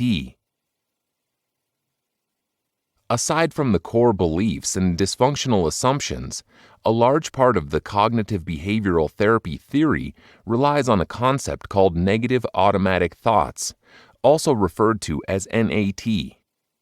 These thoughts are a form of dysfunctional thinking CBD therapists frequently deal with, and they are most commonly associated with social anxiety. However, this is not always the case, so there might be people with no social anxiety or low social anxiety who still resort to using negative automatic thoughts on a recurrent basis. Negative automatic thoughts are very often directed at the person thinking them, and they can affect their self-confidence to a point where they fail to succeed at most goals they engage in working on. For instance, if you think, "I'm stupid," or "I'm never going to make it through this," it will influence how you deliver what you are aiming to do. Example, a presentation at work. It will also affect how you act around people. You will set yourself up for failure by thinking you are not good enough or that people will think you are not good enough. In fact, people only see what you project out into the world. When a negative automatic thought has taken over this process, they might see a lack of self-confidence and awkwardness, but never what you assume they see. The aims of CBT. It's important that you recognize cognitive behavioral therapy is not any kind of magic trick. Nothing is. No type of therapy or therapeutic approach can ever make you good overnight, and without a doubt, nothing can make you good if you don't put a little effort into it. The main aim of CBT is to help you become aware of negative thinking patterns, how they were formed, how you can replace them with positive ones, and how you can avoid letting them crawl back into your life again. Studies show cognitive behavioral therapy is more effective than other approaches across a pretty wide range of mental health issues, including, but not limited to, personality disorders, anxiety, depression, bulimia, and addiction. Hoffman et al., 2012. It might not show the same level of effectiveness in all situations, but it most certainly does work in the vast majority of cases. CBT does not aim to magically make you feel better. It aims to help you find the tools you need to make yourself better, which is precisely why it is such an effective method. In this approach, healing comes from the inside and it uses your own natural tools against the toxicity that has been building up in your mindset. Techniques and method used. The core of the ensemble of techniques and methods used in CBT relies on tracking dysfunctional assumptions, thoughts, by using a form. Sometimes referred to as a worksheet, this form will ask you to fill in moments, emotions, and thoughts associated with those happenings. The purpose of this worksheet is to allow you to track your negative thoughts and help you remodel them into something positive.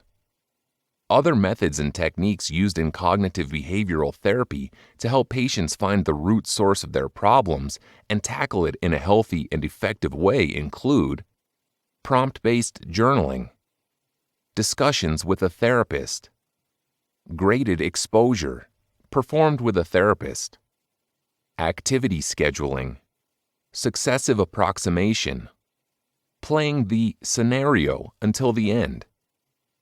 All in all, CBT is a therapeutic approach that focuses on changing your patterns of thinking and helping you redirect your energy and your personal resources into building a better version of yourself. Unlike in other therapeutic approaches, cognitive behavioral therapy places you and how you work with your own person at the center of the entire process, giving you freedom to remodel yourself as you truly want. The reason so many therapists and patients lean towards CBT, at least partially, is connected to the special attention given to each person and what happens inside of them, rather than simply inoculating ideas and behaviors from the exterior. Chapter 2. Understanding and Identifying Issues that Arise in Everyday Life. Cognitive behavioral therapy is used in a very wide range of situations to treat many types of mental health issues. Since one of the core beliefs of CBT consists of the idea that most mental health problems stem from thinking patterns coming from the inside of the patient, it is easy to see how this therapeutic approach can be adapted to suit a large array of needs. For example, this is how CBT will help in the following situations. Anger management.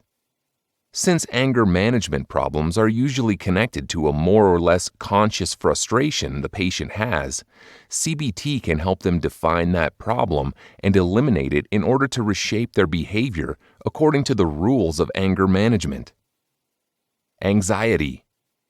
Although fear is completely normal, anxiety takes it to the next level by almost literally freezing a person's life. Most times, anxiety is related to the less conscious parts of our brain and how we perceive ourselves and the world. As such, cognitive behavioral therapy can help patients by directing them to the real root of their fear and helping them deal with it upfront and personal. Depression. We don't know exactly why depression exists or even how it crawls into our life. One thing is for certain. CBT can help patients determine the cause of their deep sadness and despair and reroute their thoughts on a more positive path. This helps them manage depression in a healthy and constructive way. Insomnia. Insomnia often has a very mental root cause, but patients are not fully aware of what that might be. In such situations, cognitive behavioral therapy can help them determine what the actual source of their sleeplessness is, and as well as address it accordingly. Negative thinking. Contrary to the popular belief, people who see the glass half empty are not necessarily more realistic. On the contrary, actually, they live by extreme rules and extremist thinking, and this tends to cloud their judgment, not allowing them to see, ponder, and deal with life situations at their real value. CBT can help these patients rewire their thought patterns to be more in tune with reality and more positive in general. Obsessive-compulsive disorder. OCD, as it is very often referred to, is a deep fear of disorder and chaos. Most times, it is solely a mechanism by which the brain tries to set one's life in order in an extreme way rather than a balanced one. CBT can help OCD patients find the source of their thinking and, eventually, find the balance they need so much. Panic attacks. Just like anxiety, panic attacks feel as if they come from thin air, but what most people don't know is that there is a root cause for pretty much every mental health issue, including panic attacks. Cognitive behavioral therapy helps these patients find their answers and rewire their thinking to overcome panic attacks in a healthier and more efficient way. Phobias. Irrational down to the very core, phobias are a type of extreme fear geared at very specific triggers. In these situations, CBT can help patients reprogram the way they think and feel about the source of their fears. This is usually done by a therapist who gradually exposes the patient to the source of their fear to show them there is nothing to be really afraid of. Stress and worry. Although not recognized as an actual mental health issue per se, stress and worries can have a tremendous impact on one's mental and physical health. Cognitive behavioral therapy can help people build coping mechanisms that can rely on when the stress of their lives becomes too much to handle, enabling them to control these situations as much as possible. Everybody has problems. Our daily lives are filled with stepping stones and bumps in the road, such as traumatic or sad moments and negative situations or emotions. The key lies not in avoiding these situations entirely, because nobody can, but in learning how to manage them and cope with them when they arise. This is precisely where cognitive behavioral therapy becomes helpful. By helping people dig deep into their thought patterns, CBT provides them with the weapons they need to combat problems when they appear. Chapter 3. Taking Your Life Back. Proven CBT Techniques. If anything, cognitive behavioral therapy teaches how to take your life back from the negative thinking patterns that have been holding it hostage. As we have discussed already, CBT can be used to treat mental health issues, but it can also be used when you want to set goals and actually achieve them. There are 3 main stages of becoming successful by using the CBT approach. 1. Set a goal. Make sure it is an attainable, realistic, and very specific one. For instance, if you want to lose weight, don't just make weight loss your goal. Be specific about it. I want to lose X amount of pounds. Make sure you can measure it in X number of months. And make sure it is realistic, i.e., don't set a goal to lose, let's say, 50 pounds in 1 month. 2. Evaluate your goal.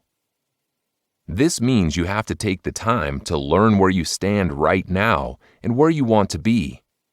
Furthermore, you should also analyze the specific steps you want to take in the direction of your goal. For instance, if we go back to the weight loss example above, you should weigh yourself now, analyze your lifestyle and habits right now, and devise a realistic plan on how you can change the things that are preventing you from losing weight. 3.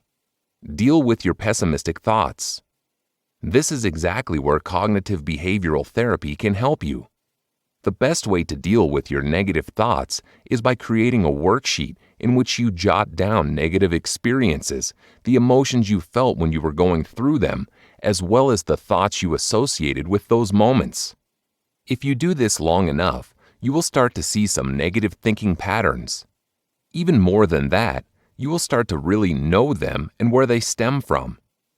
As such, you will find it a lot easier to remove these thought patterns and replace them with positive ones that focus on your success rather than failure. You definitely have the power to take your life back and reshape it just the way you want it to be. It doesn't happen fast, as many would promise, and it most certainly requires a good amount of effort on your end. However, cognitive behavioral therapy can be your support in this journey, and it can help you sculpt a life that truly fits your goals, dreams, and vision of a happy future. Chapter 4. Rewiring a New Attitude. Part of building a new life is knowing how to rewire not only your conscious thoughts, but also your actual attitudes towards yourself. How do you do that? How to rewire a new attitude to actually help yourself succeed. Here are some basic tips to keep in mind. Practice gratitude. We might not be fully aware of this, but gratitude helps us build a better life for ourselves. Feeling frustrated and sending out negative vibes might seem like a circle you cannot escape, but the truth is that gratitude might just be the gate you have to open if you want more good things in your life. When you are grateful for what you have, it is increasingly easy to attract positivity from the universe.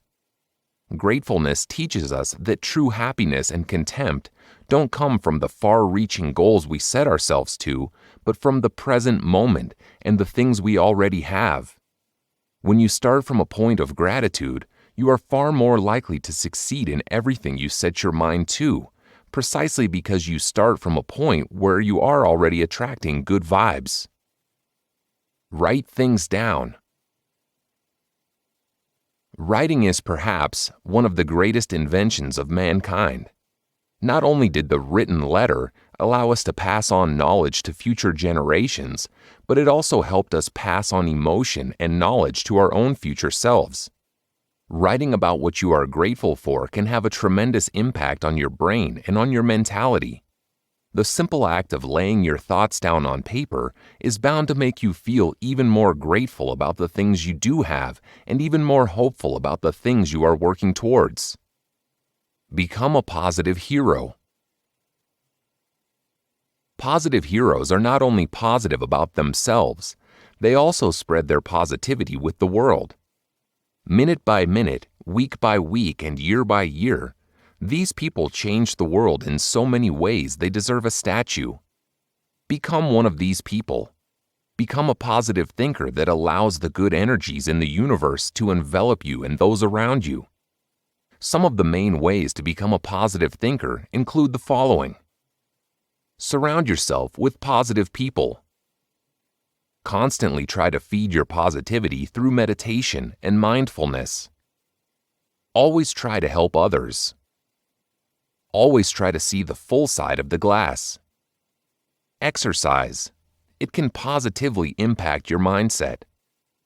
Try to find solace in spirituality. Of course, because everyone is different, your positivity might stem from a completely different place than anything mentioned above. The key is to find those things that fuel the good in you and work on them. CBT treatments. Positive cognitive behavioral therapy is a branch of CBT that focuses on helping people find the positive inner voice. In general, CBT centers on problem solving, whereas positive CBT focuses on building positive emotions. These emotions are meant to become the central piece in the puzzle of one's life, at home or at work, enabling them to be more self-confident and more self-reliant. Although CBT in general is all about the demolition of negative thought patterns, positive cognitive behavioral therapy focuses on rewiring the brain to think in a way that allows people to see the best part of everything. One of the most recommended exercises in positive CBT is to encourage the patient to rethink their position on certain events. They are asked to reconsider events from an emotional and action-related point of view. For instance, if you are overwhelmed with tasks at work and you feel like you are loathing the idea, you will be encouraged to shift your thinking to instead be grateful that your work gives you the chance to improve your life. Positive thinking takes a lot more practice than many people believe, but it can totally change not only your perspective on life, but how you actually live your life and how you attain your goals as well. Chapter 5. Recognizing and modifying your belief systems. I will be completely honest with you. Changing your entire belief system can sometimes feel like a real struggle. However, it is more than worth the effort because doing this can change your life dramatically. There are a few steps you have to take in order to recognize and modify your belief system. 1. Identify if your mentality is stable. Some people have the same mentality throughout their entire life, regardless of how their mood might change. Other people will shift their mindset according to their mood. For instance, someone who is depressed might experience times when they can only see the glass half empty, but they might also experience times of normality when they can look at things in a clearer view. 2. Start emphasizing the positive thoughts that you have about yourself. Look, we all have negative ideas and negative thoughts about ourselves, other people, and our surroundings. If you keep focusing on the good things, though, you are far more likely to succeed by building your self-confidence and your capacity to overcome the bumps in your road to success. 3. Work on a positive thought journal. As I was saying before, writing down your thoughts can have a tremendous effect on your mental health, so try to do it as often as possible. If you are working on changing your mindset, I suggest you create a positive thought journal and make a pledge to write in it on a regular basis. You may not think this now, but every day brings something positive with it. A positive thought journal can really help you become more aware of this. 4. Reevaluate yourself after a few months of doing all of the above. How are you feeling now? Are you getting closer to your goals? Do you feel just better in general? 5. Speak to an accountability partner. Making yourself accountable in front of someone else will make you more likely to actually stick to your plan. You can do this online or in person. What is essential is to make sure you share your journey with someone in a truly raw and honest way. 6. Try to discover where old negative thoughts come from. Cognitive behavioral therapy can help here precisely because it will offer you powerful tools to seek the answers you are looking for. The simple worksheet all CBT therapists suggest can be a real life-changing experience because it will help you determine your negative thinking patterns. As such, it will also make it easier for you to avoid falling into their trap again. 7. Watch yourself when you spiral into negative self-talk. It can happen to even the most positive people in the world, so don't worry if you get there. It's normal to relapse, and it's completely normal to feel down sometimes. What is important, however, is to make sure you keep yourself in check when these negative tendencies kick in and not allow them to take over you and your actions. 8. Evaluate how much you accept negative thoughts and beliefs. A little bit of negativity and realism is good in our life. It makes us more down to earth and more human. However, it is important for you to understand what your limits are and where you want to draw the line when it comes to the different negative thinking patterns that might plague your mindset. Positive thinking doesn't happen overnight, and it usually doesn't last forever. You can't do it once and then have it for the rest of your life. It's a continuous battle against your upbringing, experience, and the natural tendencies of your brain. And yet, no matter how difficult this battle might seem at first, it will soon become your second nature. If you work hard enough on this, you will soon be able to control your negative thought patterns and consistently replace them with true positivity. Chapter 6. Dealing with Anxiety and Worry. Fear is an absolutely natural reaction. If you go far back in time to the beginnings of the human species, you will realize that fear not only helped us survive, but also evolve. However, too much of anything can be harmful, and fear makes no exception. In many ways, anxiety can be defined as a type of fear that is taken to the extreme. In the worst-case scenarios, fear can render you numb, and it can prevent you from truly achieving your goals. The fight or flight response in our bodies is normal. It exists because it helps us determine if a situation is dangerous for us and act accordingly. Numerous elements come into play when this response is activated. Our nervous system, our heartbeat, and our senses all come together to protect us against the danger. Anxiety develops when our minds and our bodies cannot perceive danger correctly. The smallest things can become life-threatening in our eyes when anxiety takes over, and this is specifically why this mental health issue can be so problematic. Structured problem solving is one of the healthiest approaches we can take when we feel anxious. By dividing the source of your fear into solvable issues, your brain is more likely to better manage anxiety responses. In addition to structured problem solving, you can also practice exercises that help you manage your anxiety. Some of the most popular ones include the following: limiting your consumption of technology and messaging tools. You might not realize this, but technology can make us terribly anxious. For example, in a 2018 study, it was shown that social media use can increase feelings of anxiety and depression in patients. Shensa et al., 2018. The more you avoid these sources of anxiety, the better off you will be. Meditation. As one of the most widespread mindfulness practices, meditation can alleviate symptoms of anxiety. In a study run by Harvard, it was shown that those who practice meditation find it easier to deal with stress and anxiety precisely because meditation helps them find a center of balance in their lives. Corliss, 2014. Aromatherapy.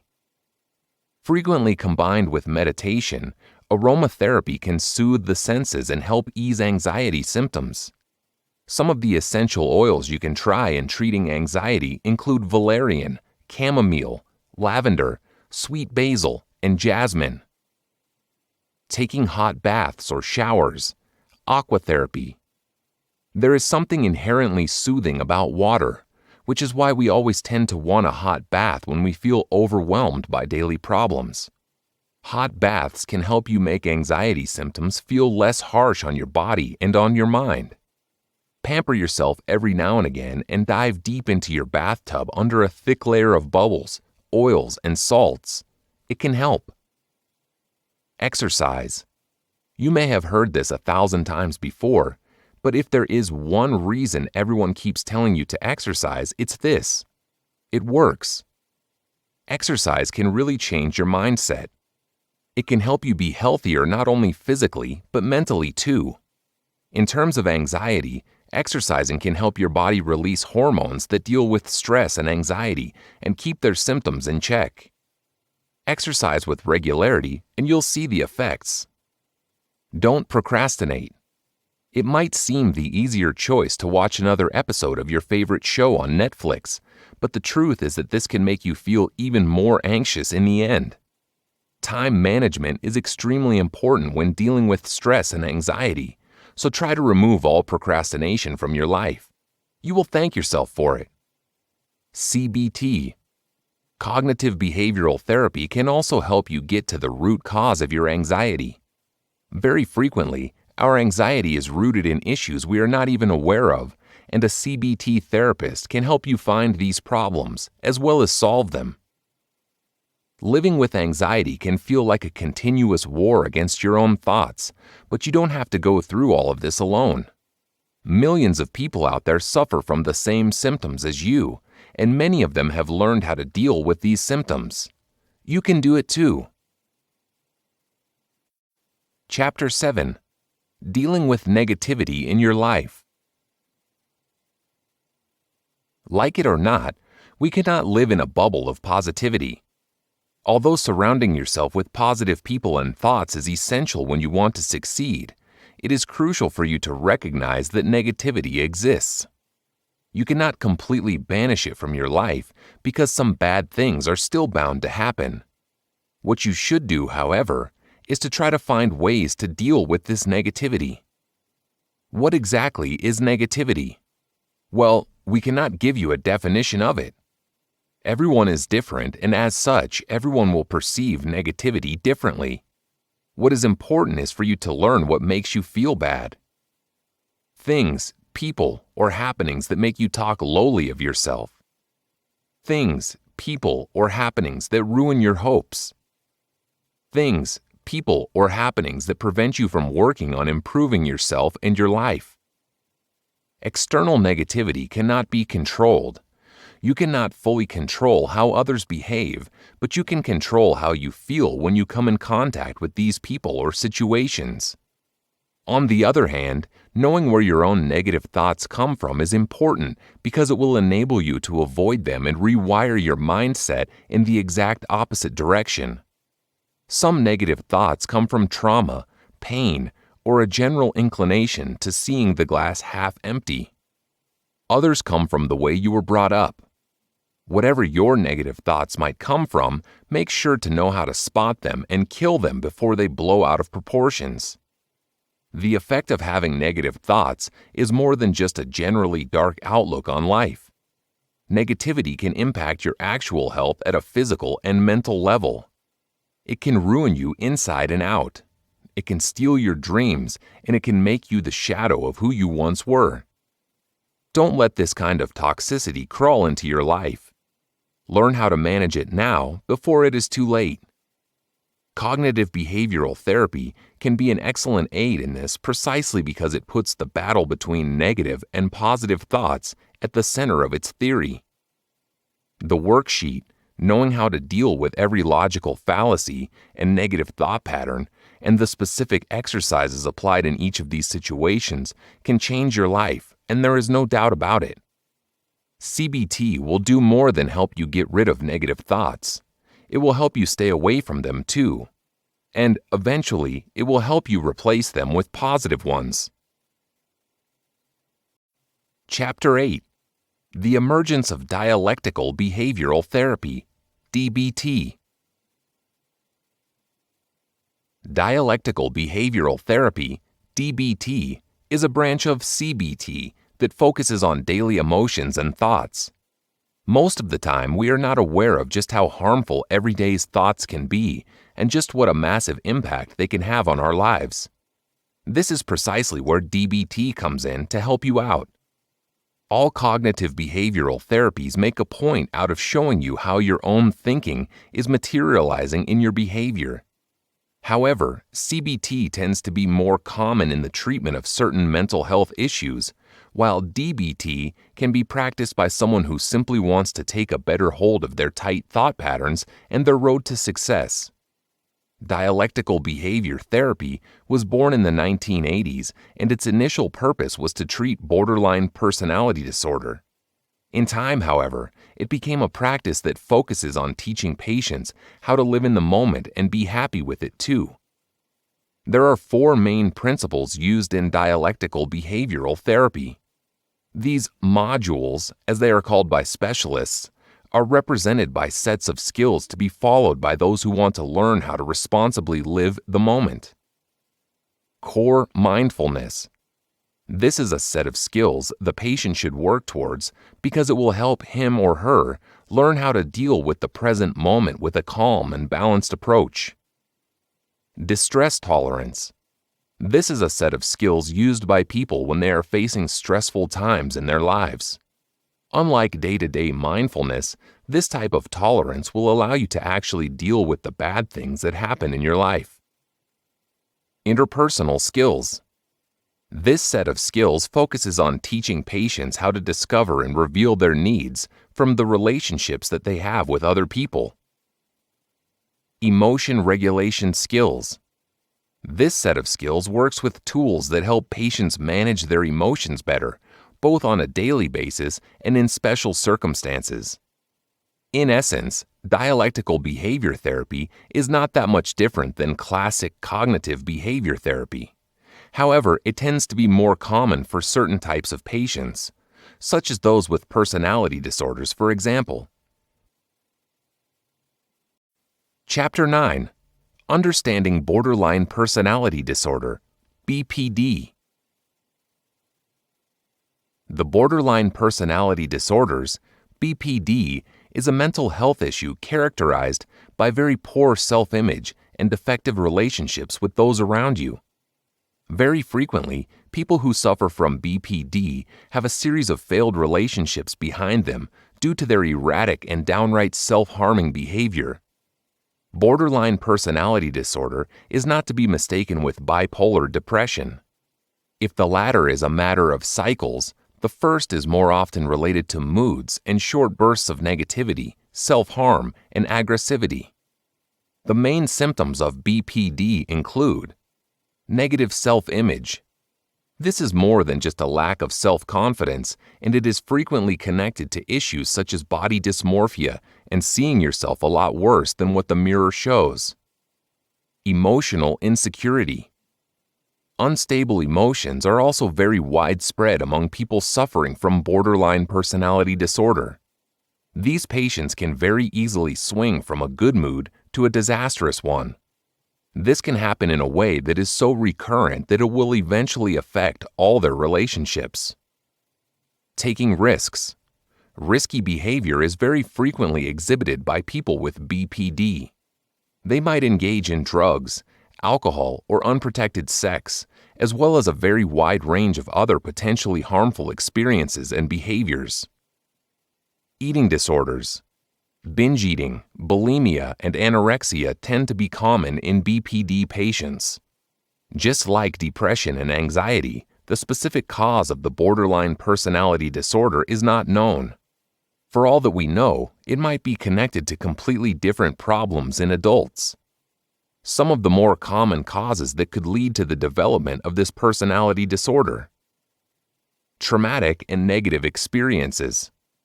Whatever happened to you, you must know that it is okay to be human and to shed a tear or two.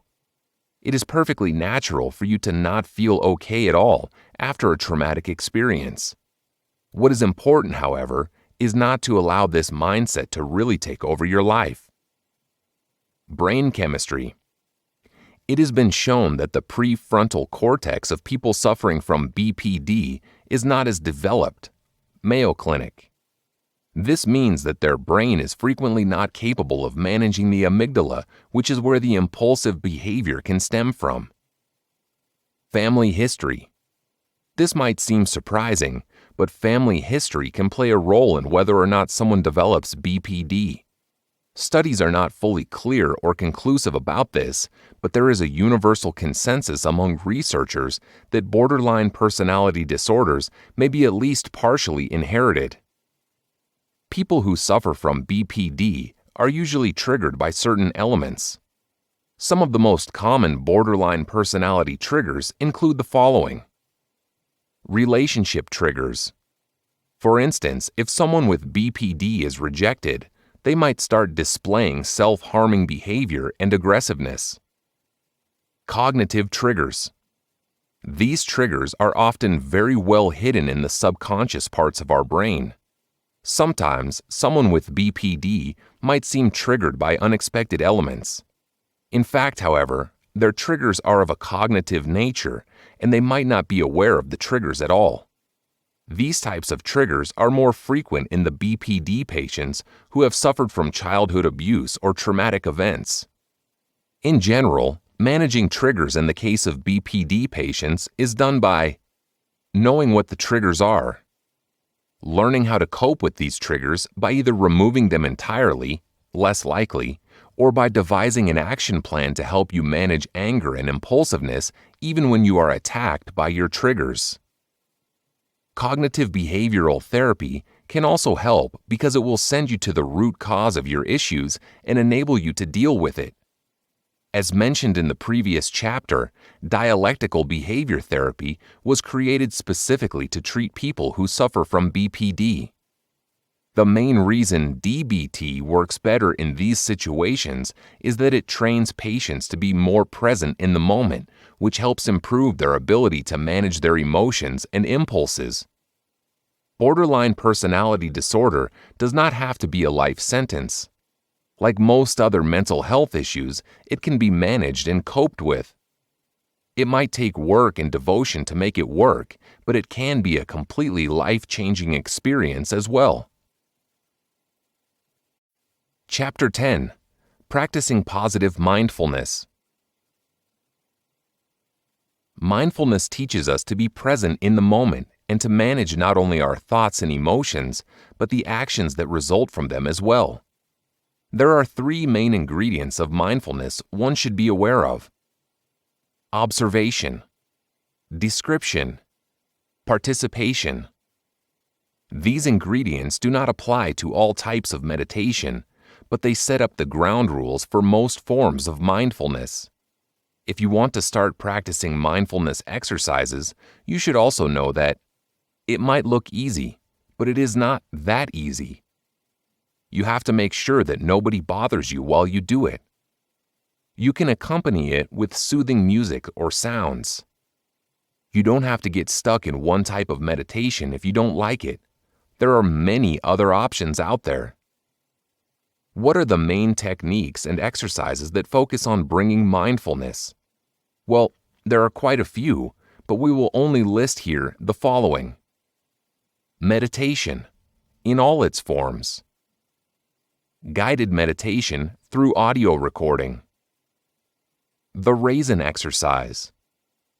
Eat a raisin by picking it up, smelling it, and experiencing its taste in a very slow way, as if to savor every single microsecond of your little snack. Mindfulness listening. You don't have to listen to a guided meditation recording. You can listen to someone reading, you can listen to someone singing just for you, or you might simply listen to soothing sounds. The five senses exercise. Similar to the raisin exercise, the five senses exercise encourages you to feel the moment through all your senses: sight, sound, smell, touch, and taste. The 3-minute breath technique. Sometimes all we need to regain the control of the present moment is to simply breathe in and out as deeply as we can. Mindful eating. This is not an exercise per se, but a way of eating that focuses on the taste, the color, the smell of what is on your plate. When you practice mindful eating, you have to really take in all the flavors and the smell of the food. The raisin exercise is an example of mindful eating. Thinking about thinking. This might seem odd, but it is an exercise that can train you to be very present in the moment, not to mention that it will train your brain to be smarter in general too. Mindfulness techniques for anger management. These techniques are specially devised for people who suffer from anger issues. They focus on regaining control from the anger and on rerouting your thoughts to a more positive place. Circle reflection. Stare at a circle and reflect on it for a minute or two. Just like the other mindfulness techniques, this focuses on captivating your focus and on teaching you how to not multitask and truly feel the moment. Mindfulness and CBT are quite tightly linked, especially when examined through the prism of dialectical behavior therapy. You cannot really practice cognitive behavioral therapy without at least one or two mindfulness exercises. At the same time, CBT can become more effective when you already know how to train your mind in the direction you desire. Regardless of whether or not you will choose to engage in CBT practices, bringing mindfulness into your life is a smart choice from every point of view. Try it, and I guarantee you won't regret it. Chapter 11. Learning how to regulate emotions. Emotions are the natural result of something that has touched your mind or your body in a meaningful way. In general, you don't want to completely kill emotions. They are a big part of the unique and amazing human experience. You do, however, want to make sure you learn how to regulate emotions, especially the negative ones. Emotion regulation techniques can help you keep your sentiments in check, especially in those moments when they are most likely to take over. On the other hand, emotional dysregulation is a term used by many in the psychology community to describe what happens when emotions are extreme. In some circumstances, emotions can be in complete discordance with the acceptive emotive response. People who suffer from emotional dysregulation issues usually have deeper problems. Sometimes they might not be aware of these issues. Other times, they might be aware but have not sought treatment until now. Cognitive behavioral therapy can come to the aid of those who want to achieve emotional regulation. For instance, some of the CBT strategies and techniques to use in regulating emotions include the following: recognizing emotions, learning how to detect emotions as early in their buildup as possible, releasing emotions, learning to let go of negative emotions that only bring you bitterness and sadness. Emotional positivity. Redefining the emotion in your head and putting a positive spin to it. Separating from emotions. Accepting that your emotions do not define you, even when they feel overwhelming. Emotional patience. Learning how to not act on emotions even when this might have been the first thing you'd have done in the past. Accepting emotions. Accepting and loving your emotions even when they are negative. Practicing the STOPP technique. The approach stands for stop for a moment. Think of where you stand. Observe your situation. Pull back from the situation to gain a clearer perspective. And proceed with whatever action fits the situation and is best for you and those around you. This type of exercise is extremely helpful when it comes to anger management, but it can work well on all kinds of impulse-based behaviors. Example, impulsive shopping. You should never try to completely remove emotions from your life. Even when they might be painful, they are beautiful and you should definitely accept them as they are. At the same time, letting yourself fall into the trap of allowing emotions to rule your life can be quite dangerous for you because it will soon make you rationalize emotions. In turn, this will expose you to a wide range of dangers, such as remaining stuck in an abusive relationship. CBT can provide you with a blueprint to use when you want to find the root cause of your emotions. Even more than that, it can provide you with a mindset that encourages you to take a step back from overwhelming emotions and assess the situation to find the best solution. Yes, managing emotions might not be easy, but it is an absolute must for everyone who wants to succeed.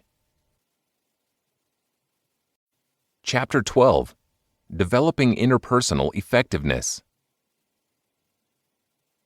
Interpersonal effectiveness lies at the foundation of our evolution as a species. Fear kept us safe and encouraged us to settle down, to be less exposed to the dangers of hunting and gathering food. However, interpersonal skills are what truly propelled humanity to the top of the food chain. They say there is power in numbers, but for human beings, being social animals is about so much more than even that. Interpersonal skills helped us build society as a whole, and they will help you succeed at whatever your goal may be as well. Okay, so how do you develop interpersonal skills, and how are they connected to cognitive behavioral therapy? Well, CBT can help you build and strengthen your interpersonal skills by setting goals for your interactions with other people. At a basic level, interpersonal skills translate into knowing how to attend to the relationships in your life, balance your wants and shoulds, respect yourself and set healthy boundaries, and so on. At a more advanced level, cognitive behavioral therapists suggest that you should have a goal in mind for all interactions. There are 3 types of goals you can set before interacting with someone. Gaining your aim objective. This focuses on clarity and knowing what you have to do to obtain what you need. Maintaining your relationship with someone. This focuses on the importance of a relationship, how you want the other person to feel, and what you need to do in order to maintain the relationship. Maintaining your self-respect. This focuses on sticking to your own values and your truth, as well as how you want to feel after an interaction.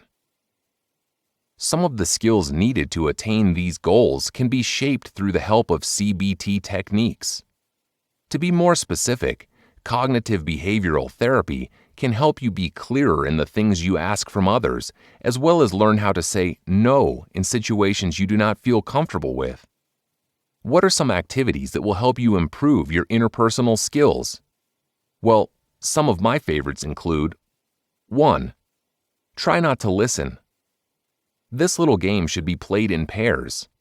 The first player should start talking for 3 minutes straight, and the second player should make it extremely obvious that they are not listening. Then, the 2 will have to switch roles.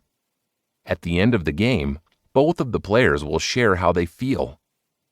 Chances are that they will experience a lot of frustration while trying to talk to someone whose body language is clearly showing that they were not listening.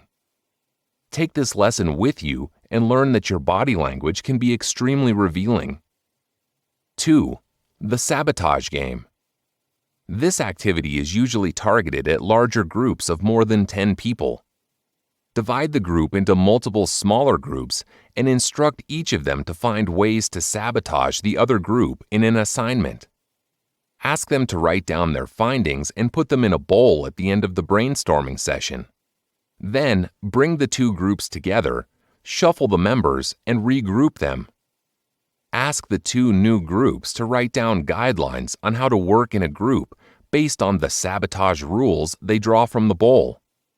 This will help everyone understand the importance of group communication and what kind of rules can help everyone have a good experience when working together. 3. Counting the squares. Take an image with multiple intertwining squares and put it on a board or in a PowerPoint projection. Bring all the players together and ask them to count the squares in the picture, then jot down their number. Once everyone is done, ask each person what their number is and put it down on the whiteboard. Then, ask everyone to pair up with someone else and count the squares again. Repeat the same process as before and then ask everyone to do the exact same thing in a group of 4 or 5. You will probably notice that the more people there are in the group, the closer they get to the correct number of squares. Discuss this with the participants in the game and talk about the importance of group synergy. 4. Nonverbal instructions. This game is really great when you need to break the ice in a group of people who might not know each other. Ask everyone to pair with the person next to them and introduce themselves to them by saying something interesting about themselves. Then, bring back the focus to the larger group and ask everyone to introduce the person who has just talked about themselves with them. However, ask them to do this without using prompts or words. This is bound to be very fun, and it will definitely be a great way to warm people up to each other. These are just some of the games that will show everyone just how important it is for us to communicate efficiently and how interpersonal skills can make or break a goal. There are, of course, some tips to keep in mind regarding effective communication as well. Focus on listening rather than speaking. Try to be empathetic with the person in front of you. Make sure what you enunciate is clear and concise. Show the other person that you are truly ready to listen to them. Pay attention to your non-verbal language as well as your interlocutors. Don't interrupt the other person. While the other person is talking, don't focus on what you will say next. Rephrase what the other person has just said to show that you have understood them. Keep your mind open and accept that sometimes the answer to one of your requests might be no. Effective communication is essential in both personal and professional relationships. Work on your communication skills and you will reap a long list of benefits regardless of what your goals might be. Chapter 13. Practicing Distress Tolerance. No therapy in the whole wide world can protect you from anything bad ever happening to you. What therapy can do, however, is help you cope with and tolerate distressful situations in a much healthier and more balanced way. Cognitive behavioral therapy is excellent when it comes to this, precisely because it works with your current thoughts, patterns of thinking, and behavior. For example, some of the most popular CBT techniques to use in distress tolerance include the following. Create distractions. One CBT technique encourages you to create easy distractions to prevent negative thinking and to help you cope with bad situations in a way that will not make everything worse. For example, a person living with borderline personality disorder facing a distressful situation might be tempted to either blow it out of proportions or deal with it in a negative, self-harming way, like binge drinking. There are healthier distractions to keep you from feeding the negativity in your mind. You could, for example, cook a nice meal, dress nice and go out, cuddle with a book you love, meditate, listen to music, watch a sports event, listen to the radio or a podcast, watch a movie, work out. Essentially, anything you like doing and that is not hurting yourself or others in any way can be used as a distraction during distressful times. Self-soothing. Same as distractions, self-soothing techniques can help us ease burdens and relax the mind so that it can focus on the positive aspect of a situation that might otherwise appear to be anything but great for us. In general, self-soothing techniques refer to stimulating your senses in a positive and relaxing way. For instance, you could take a bath with lavender oil, watch a high-quality video of a stunning place, eat something comforting that you enjoy, or just listen to some soothing music. Improving the moment. This skill is excellent for those who are overwhelmed by emotions because it helps them avoid impulsive actions and focus on the more positive side of things. IMPROVE is an acronym that stands for imagery. Imagining a situation that is better than the one you are currently in. Meaning. Focusing what is truly important for you in life. Prayer. Either religious prayer or the use of mindfulness techniques. Relaxation. Deep breathing, stretching, or progressive muscle relaxation for the moments when everything seems to be falling apart. One thing in the moment. Distancing yourself from the bad moment and attacking every issue step by step, one at a time. Vacation. Either an actual vacation or simply taking a break from a heated discussion, for example. Encouragement. Telling yourself that everything will be okay and treating it like a realistic statement. These actions will help you deal with stressful moments in your life and find your center of balance again without falling into negativity and self-harming behaviors. Focusing on the cue-controlled relaxation. In short, cue-controlled relaxation is a combination of deep breathing and the regular repeating of the word relax. This is a quick technique you can use when you feel that you are running out of control or when you simply need to refocus your mindset and your thoughts. Living in and affirming the moment. Sometimes, simply repeating your favorite mental mantra can do wonders. Living in and affirming the moment means taking a bad situation and rethinking it through a positive lens.